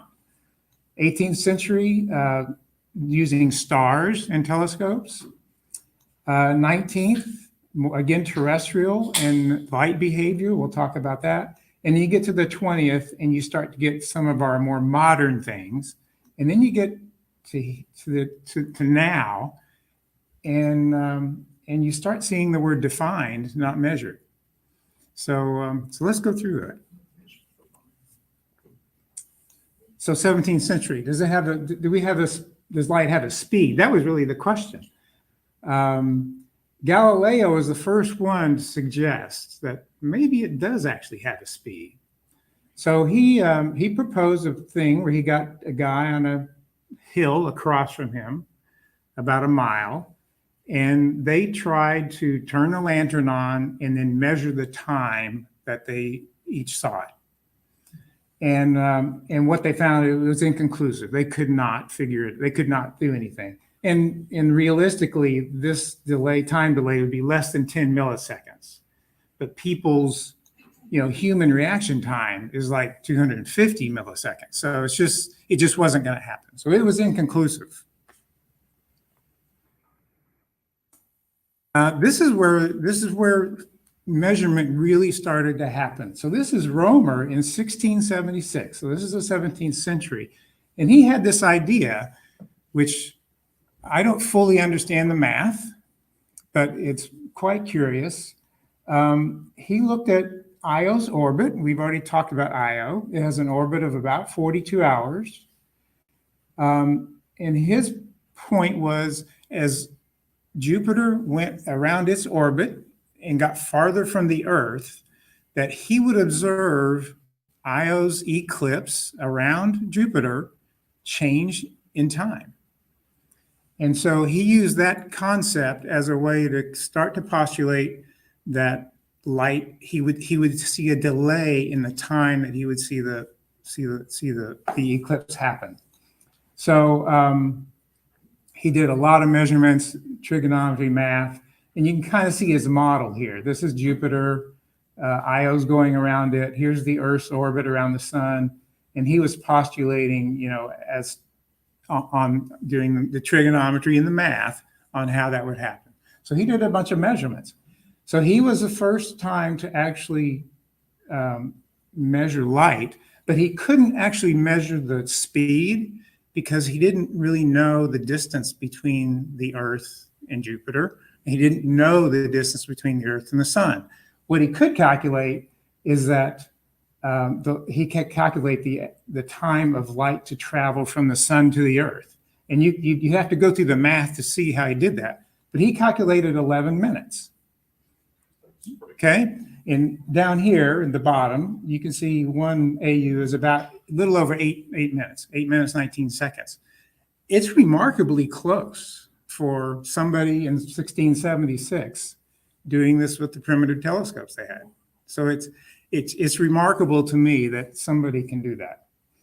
Now, some other guys took their guesses of the Earth-Sun distance, and when I read what they had as guesses, they were truly just guesses. But they were remarkably close, right? Huygens, he assumed by using this number, he calculated 220,000 kilometers a second, Fontenelle 214. And you can see, we all know the speed of light is almost 300 million meters per second, okay? So it's actually remarkably close. So let's just move farther in time. Oh, and I just want to point out, Delambre, he did an experiment in 1809 doing the same thing. He copied his experiment. And of course, this is 130 years later. Much better telescopes, much better timing, all that stuff. He calculated 8 minutes and 12 seconds for that, which is remarkably close to what's real. So it's amazing. You can see the progression of knowledge as things progress. So this one, I really don't understand the math on this one, but this is 18th century, Bradley, 1729. He was doing parallax of stars, and he started to measure this Draconis star, and he was getting some measurements that he thought he just really couldn't believe them. They were just way different than he expected. And what he found is, this is a more modern graph that somebody has drawn, but he was seeing this cycle through the year of the parallax measurements. So what he postulated is that this is a velocity aberration, that as this Earth's path through the solar system, as, around its orbit, its velocity was changing the parallax vision, the actual timing of the parallax that he was actually seeing. And I'm not exactly sure how the math works, but doing that, he was able to come up again. He didn't know what the speed of light was, but he could calculate the sun to earth light time. And he came out with 8 minutes and 12 seconds using this method, which again is quite remarkable. And he also concluded that light was 10,210 times faster than Earth's orbital speed. And the actual number is about 10,065. So again, using this method, this velocity aberration, he was able to calculate a pretty close number to the speed of light. So let's keep moving forward. 19th century. Now we're starting to get into some, real science. So this is Fizeau in 1848. And some of y'all have probably seen this. He's looking at light beam travel. He built a thing that was 8 kilometers in length. And he shined the light through this rotating tooth wheel. And what he then realized is he could spin that wheel, and the speed that he could spin it, he could then calculate when it would eclipse that return beam coming back. And so by doing that, he was able to calculate the speed. And he came up with actual measurement of 315,000 kilometers per second. Okay, so pretty clever on how to do that, and not a bad number, right? But this is the actual first time that I saw a reference where somebody actually calculated the speed. And that's a terrestrial measurement, right? That's not using stars and all that stuff. Similar thing, Foucault in 1862, he replaced this cog with a mirror and did a similar type thing. And he was able to come up with 298,000 kilometers per second. So getting quite close to reality, we'll say. And then just as a further thing, Michelson in 1926, he did a similar thing, but he used a vacuum tube, a 1 mile vacuum tube. And you can see this is a pretty close number to what reality is. This guy had a vacuum tube 1 mile long? 1 mile long. Oh my goodness. How would you do that? I don't know. Again, I don't know. But you can read his paper. It's quite interesting. Anyway, so you can kind of see some progression there in the science and how things looked at. Let's go to the electromagnetic stuff in 19th and 20th century. So this is mid 1800s and 1950. People started focusing on the electrical permittivity and magnetic permeability of electromagnetic waves. You physicists can just get all over that stuff, right? But 1856, these two guys, they used what's called a Leyden jar. I had no idea what a Leyden jar is, but it's an electrical device, sort of like a capacitor. Some of y'all may know this. I had no idea. But using this, they were actually, by using these features, they were able to calculate a speed of 315,000. Okay, not bad. Rosa and Dorsey, you can see a progression of technology. They use a spherical condenser. That's this thing over here. You can go read their paper about that. And they were able to get a much better number. And then in 1950, Essen, again, progression of technology, used what's called a cylindrical cavity resonator. And you can see this. Now, what's interesting is he's given us how good his measurement is. That's the first time I started to see people actually show their values of how close they thought they were. So that's up through 1950. And then you get 1950 plus and you start talking about interferometry because that technology became knowledge. Froome, he used radio interferometry using a microwave source. And you can see what number he came up with, plus or minus 100 meters a second. And then Evanson in 1972, laser interferometry using a helium neon laser. And you can see his number, plus or minus 1.1 meters per second. Okay, so that's clearly showing the progression of technology. So these are measurements that happened through history. And then things changed. You get to the 60s. People start wondering, well, what is the definition of a meter? And what is a second? Because in history, people have been measuring speed of light, meters per second. But what does that really mean? So that's when, as many of y'all know, started to create what is a meter and what is a second. So this is a meter defined. This is the General Conference of Weights and Measures. This is the group in Europe that defines all those types of things. It's a worldwide group. And this was their definition of a meter. I mean, pretty much everybody in this room would know what that is, right? So, you know, now it's getting to, now that we can actually measure things in these type of wavelengths counts, it makes these possible. So that was the meter. This was the second that got defined in 1967. And it's again a radiation corresponding to the cesium atom. But then in 1983, this is where things changed, because the meter got redefined, and it got redefined as a measurement of the speed of light.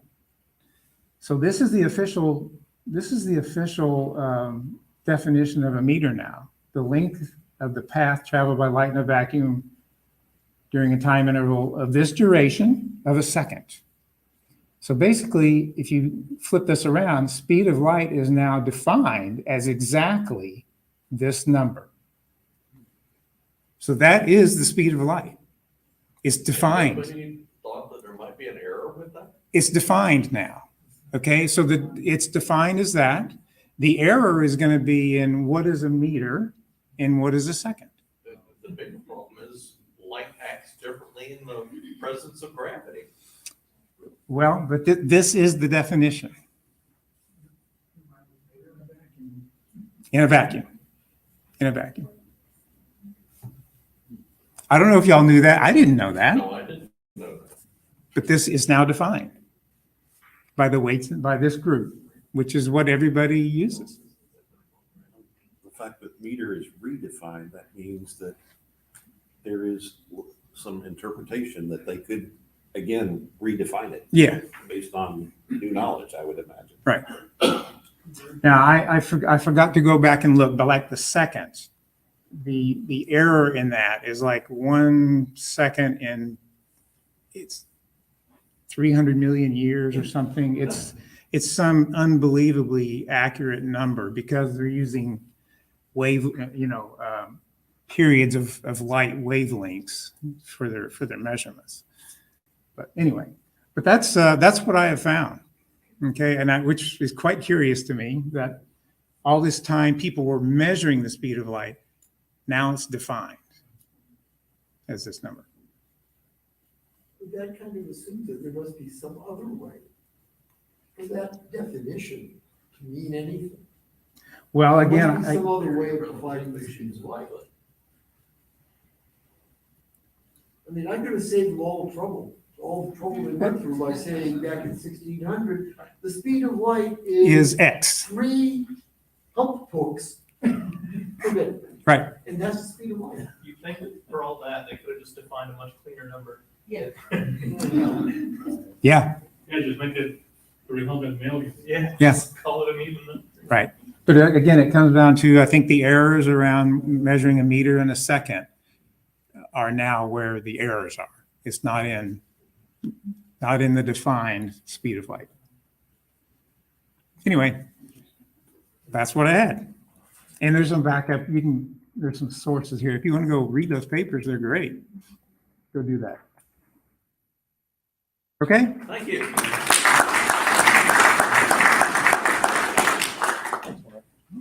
Okay, also, I want to really thank all the people who spoke tonight because we got some really good presentations. I really appreciate everybody putting together a presentation for our meeting tonight since we didn't have a normal speaker. So thank you again for doing that. Next up, we have Brandon with the Cosmic Distance Ladder.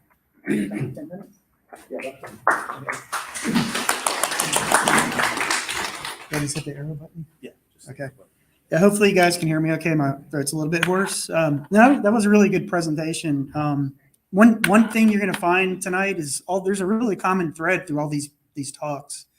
I thought I had some unique ideas in my pitch, but Doug, I think you covered a lot of what I'm going to talk about.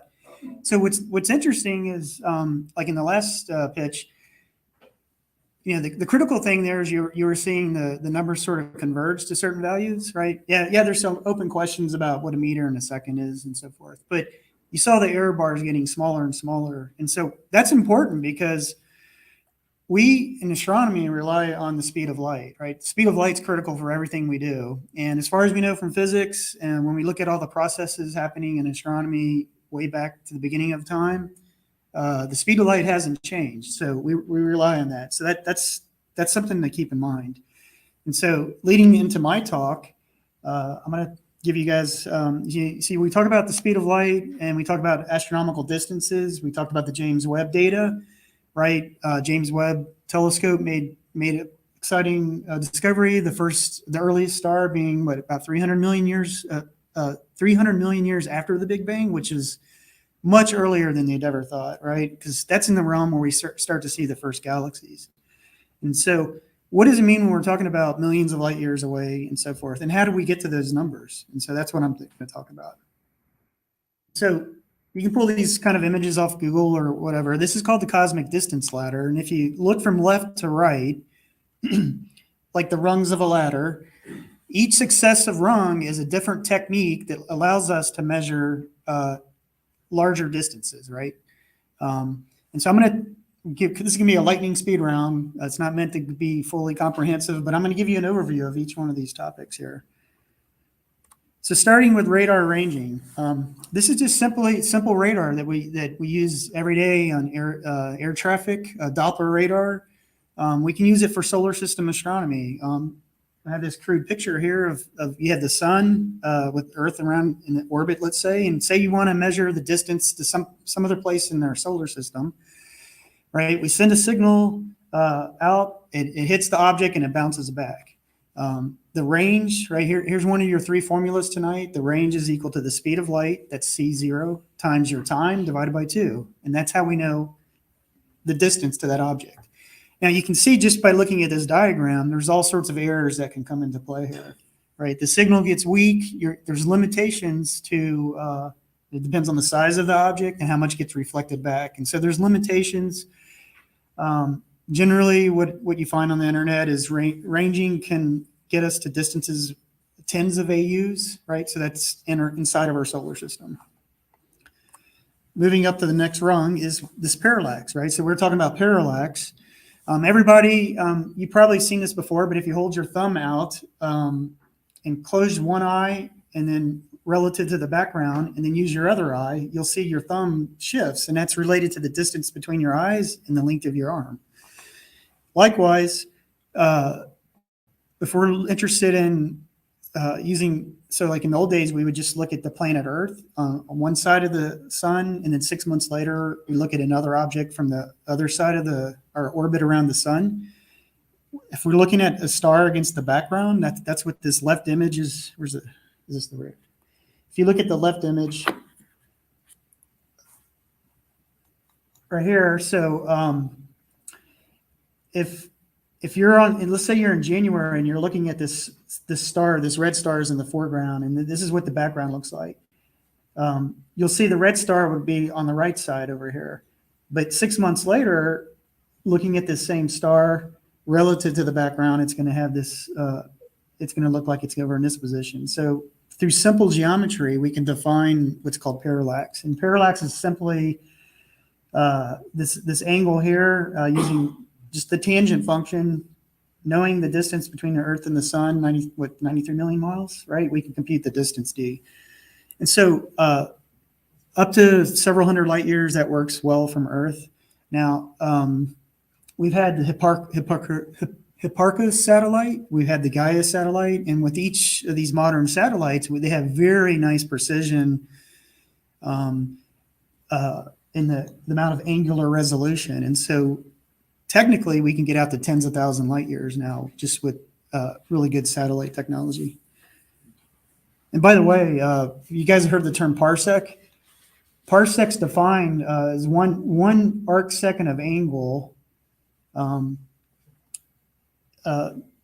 gives us a distance of 3.26 light years. And so that's where we get a parsec.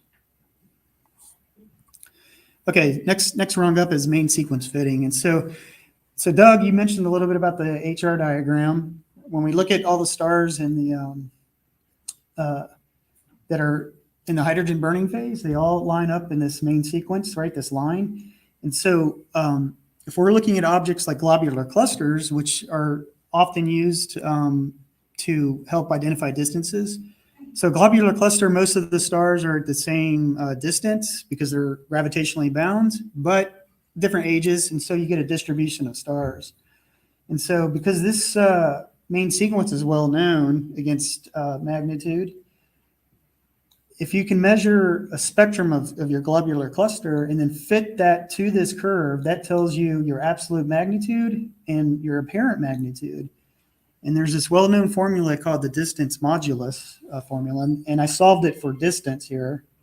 This formula is pretty much used for all the other techniques, and it totally relies on how light fades in intensity based on distance. And so the way it was defined in terms of magnitudes, for a magnitude change of 1, it's kind of like a logarithmic scale with a factor of each time it's 2.5 times brighter if you're decreasing a number. And so that number, that always stays the same. And so if you can measure both your apparent magnitude, which is the brightness we measure here from Earth, and the absolute magnitude, the capital M, that's the brightness, that's the standard, the real brightness or the actual apparent magnitude that you would measure if you were 10 parsecs away. And so fitting this curve will tell you little m, big M, and little m, and then you can compute the distance. And so that's good out to tens of thousands of light years, maybe up to 30,000. Okay, so we talked, I don't think we actually talked about CFID variables, okay? So there's stars out there because of the nuclear processes happening. Their apparent magnitude, right, how bright they are from Earth, fluctuate in time. And so they may drop an order of magnitude, apparent magnitude, in 10 to 20 days or so. And these are regular patterns that we observe with stars. And it turns out, I actually found, I didn't know this, but Polaris, actually, I have a link here, but I can't show it here. If you look up on Google, you can see that Polaris has a 4-day period where it drops about 1/3 of a magnitude. And so it just gets brighter, dimmer, brighter, dimmer. And so with these types of stars, this process is so regular that they've correlated this relationship where if you can measure the period of the brightness of the star, you get the absolute magnitude. And so not only do you have the absolute magnitude because we can measure it from Earth, we also know the apparent magnitude. And so then we can go back to that distance modulus formula on the last chart, and we can measure distances using CFID variables. And because the CFIDs we see these in other galaxies, this allows us to measure distances out to 150 million light years or so. And so these numbers are approximate. I put the parsecs and the light year value there. Okay, next rung up. So there's actually kind of two areas that kind of cross-check each other. So type 1 supernovas. Last year at the Texas Star Party, I took this image. Now, it's not a great image, but this is of M60. There was all this talk of supernova happening in M60, and everyone wanted to see it. So this was about a 30-minute photograph. That's M60 right here, and that bright dot is the supernova. So that's actually a star actively blowing up at that time. This was last May, supernova 2022 HRS. Now, you can't tell by looking at it directly that it's a type 1A, but what we know from type 1A supernovas versus type 2 is there's a certain type of star, a white dwarf star. Typically, a lot of stars are in binary systems, and so if it has the right type of mass, after it goes through the hydrogen and helium burning phases, it swells out to a red giant, and then it contracts down to a white dwarf. Gravity wants to pull it together, but because of the electron density and so forth, that kind of pushes it back. So it comes to a nice balance, and we call that a white dwarf star. But if it happens to accrete material from its nearby companion, then just that little bit of extra mass is enough to start like a chain reaction that ends up in a supernova explosion. So what's cool about type 1 supernova, type 1A supernovas, is that the light curve from the brightness, it quickly, within 20 days, it reaches its peak brightness, and then it decays down, and it has the same curve for every type of star that's in this condition. And so that's really well calibrated. And so if you look at the plot on the right, the red line is the expected curve for a type 1A supernova.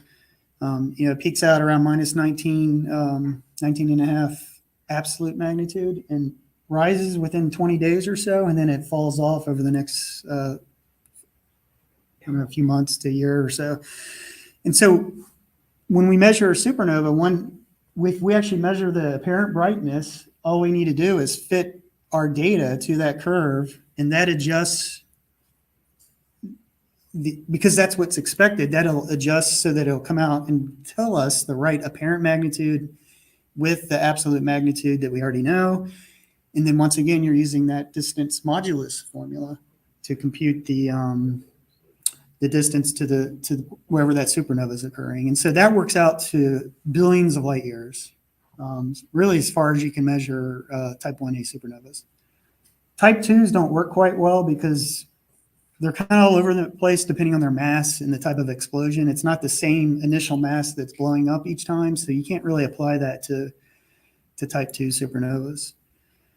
And then also in this same distance range is this thing called the Tully-Fisher relationship. We spent some time earlier, Doug, I think we were talking about the 21 centimeter line. That's the neutral hydrogen. That's the most common element in the whole universe, right? It's spread throughout the galaxy.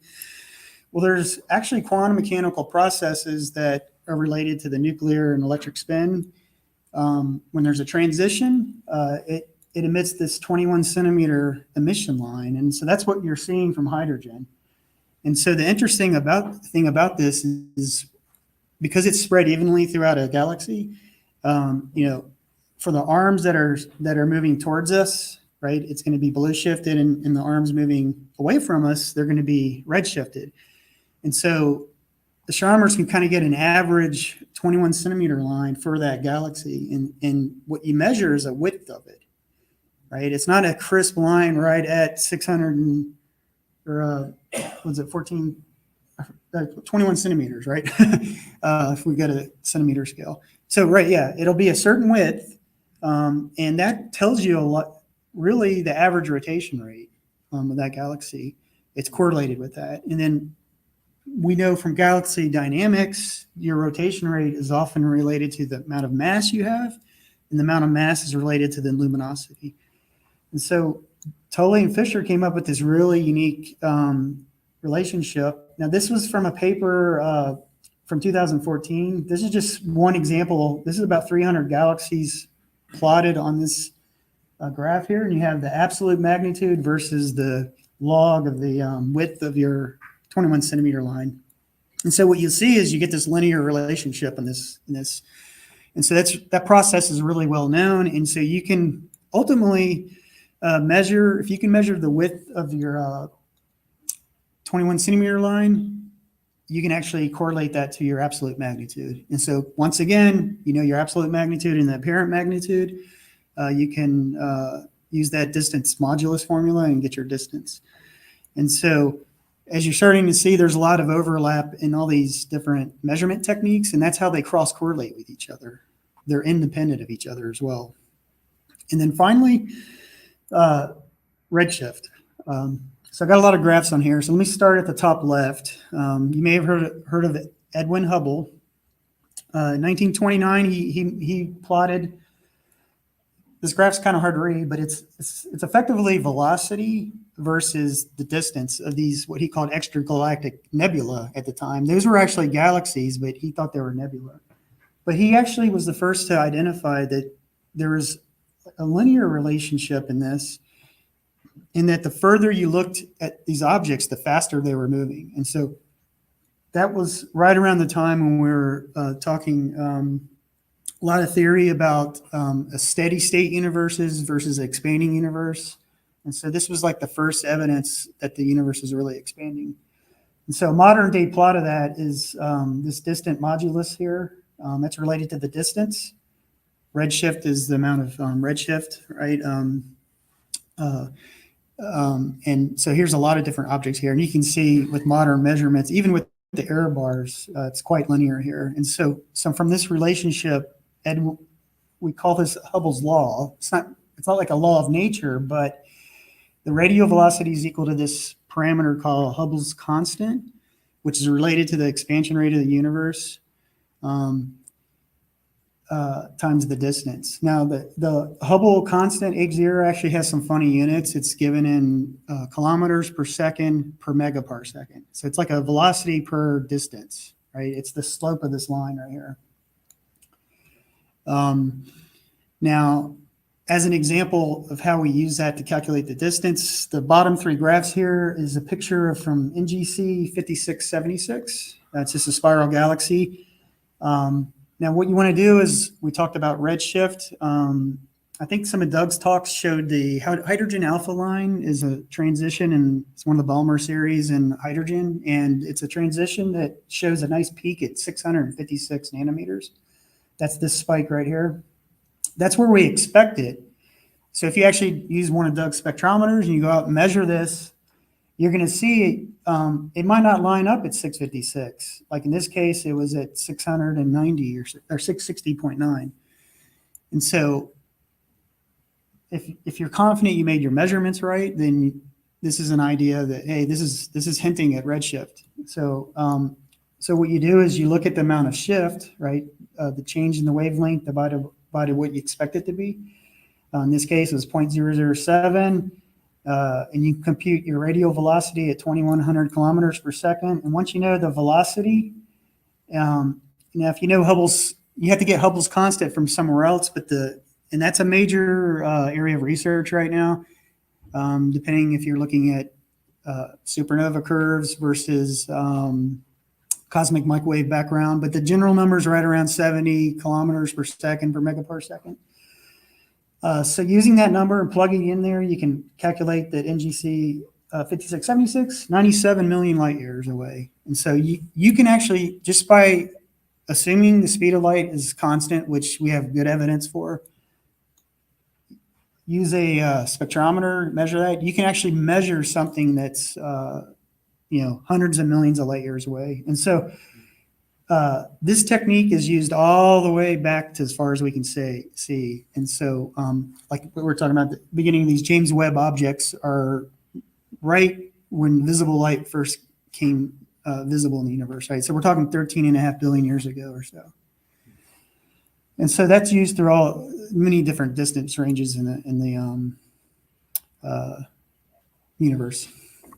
So that's it. I know there's a quick set here, but it's kind of related to everything here. And so that's all we have for that. Any questions?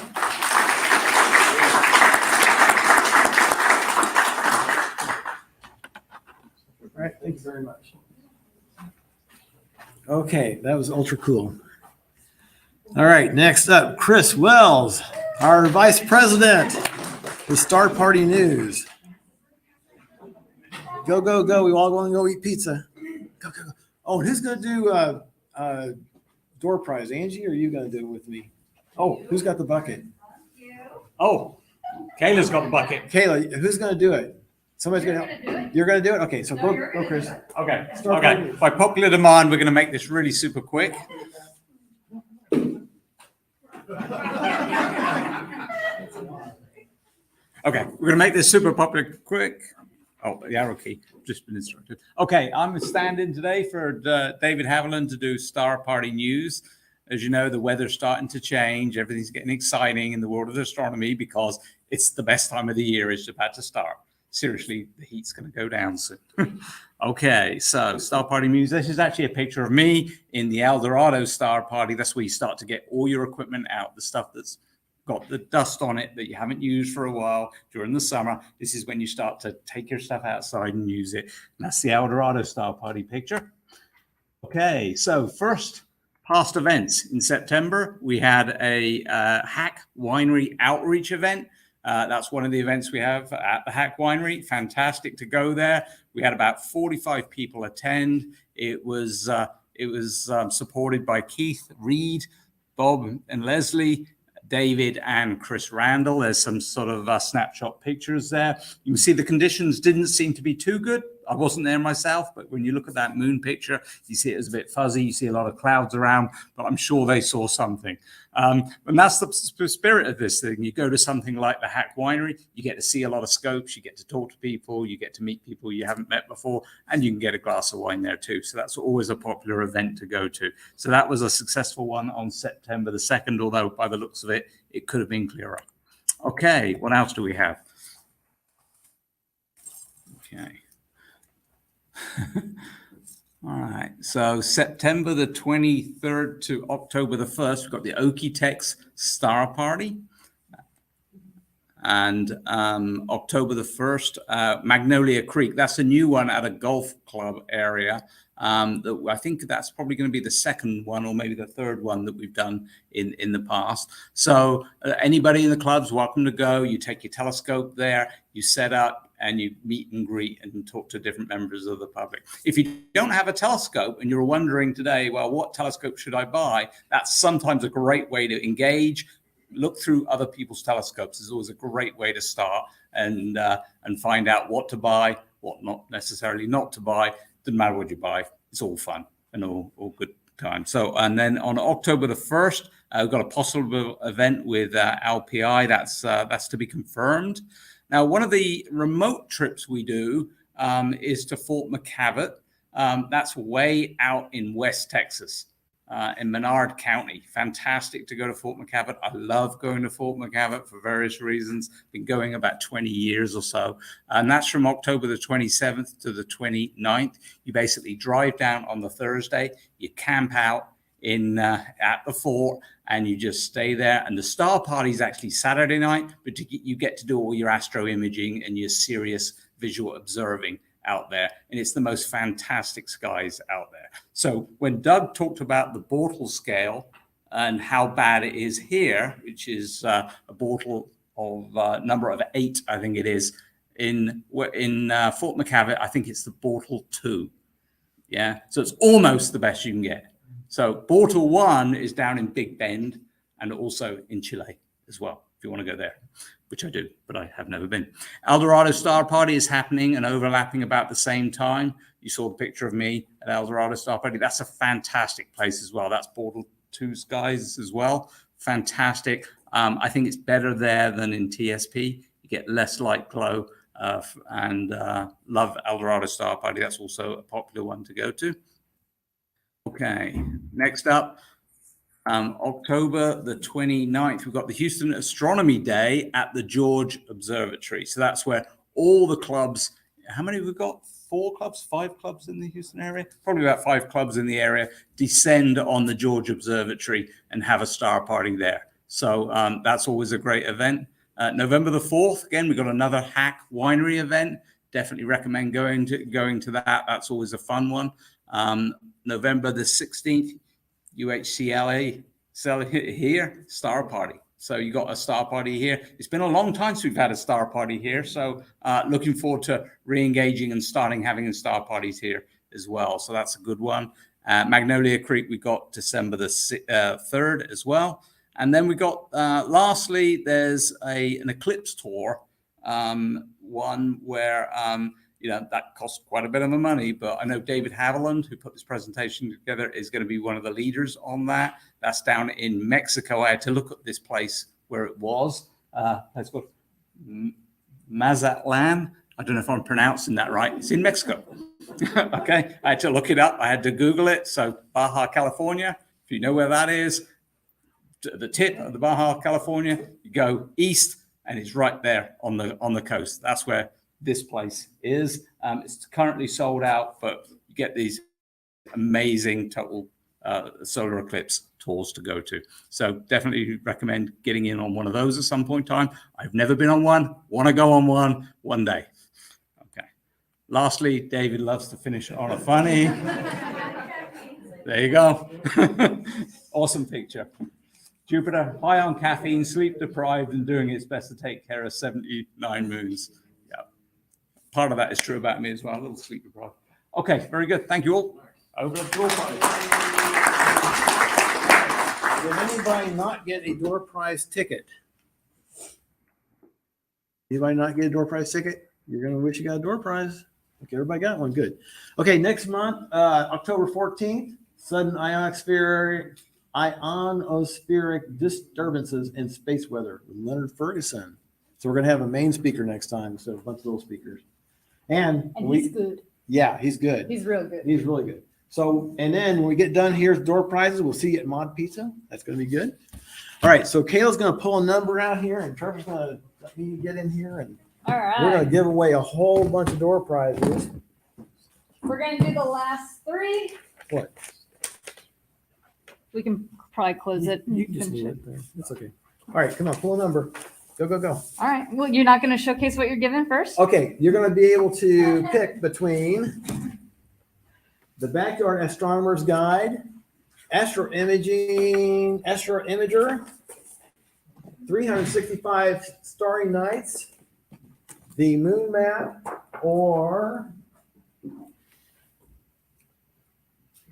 Solar System Poster. Go, go, go. All right. 5, 5, 6. 556. Come on, man. The last three digits. Last three digits. 5, 5, 5, 6. 6. Oh, we got one up front. Which one would you like? Get down here. I'm not walking to you. Get over here. Okay, which one would you like? The book? Yeah. Which one? That is a good book. That's my favorite astronomy book of all. Yeah. Beautiful. All right. Whoever contributed that, thank you very much. That's a wonderful thing. Go, go, go. Next up is 5, 8, 8. 588. All right. Let's see. You're an Astro Imager? Would you like a book? Would you like a map? A poster? Solar System poster? All right. All right. Next up, 5, 6, 7. Oh, missed it by one. Okay, this poster is Z-Mass Infrared Milky Way. Jim, you can use these for your classes. Yeah, that's what I was thinking. We got a bunch of posters. You can actually pick any poster you want. The next one behind that is 559. We're doing 5, right? Yeah, or more. We'll keep going until we get tired of it. Okay. Okay, Angie, get down here. You guys need you got an Astro Imager decal for your car. We also got the one about I'm a superhero. You like any of those? I want to donate to one of the teachers. So one of the teachers can come up and get something for their class. I'm an astronomer. What's your superpower? No, but I want to donate to one of the teachers. Like one of the books. All right, next up is 5, 6, 0. One of the teachers. Okay, Oh, you come take on care down. of that then. Okay. Teacher. Okay, Rudy, you got decals. We got a moon map. We got hold on, Rudy. I'm thinking Rudy. What was Rudy like? Oh, Rudy. Wait. You got something. We have a Starliner mouse pad. We also have a. And the next one after that is 575. Oh, unique. That's a Artemis. Artemis 1. Wow, Artemis 1. Only available for mission control. Got the moon map? 5. Okay, got a couple of mouse pads. Do you want me to keep going? Mouse pad. Or you got a moon map? You got a little poster? Yeah. Okay, let's do two more. Two more. All right. 5, 8, 6. 5, 8, 6. 5 must be Come hungry. on down here. The guy that shows the Crab Nebula. We got a poster, the sky. And our last winner, 5, 8, 0. The moon? Yeah, excellent. Okay, Oh, last no, one. you Who don't is it? count. B, You get don't yourself get down one. here. Come on. Oh, B. Hey, B, look at this. I'm an astronomer. What's your superpower? You want that? You really have a poster?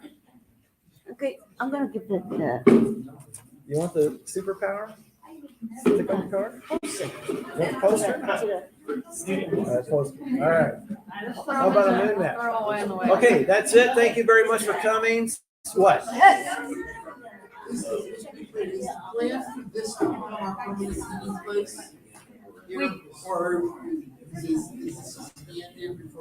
That's a controversial topic right now. Yes, I'm sorry, Mark. We'll update the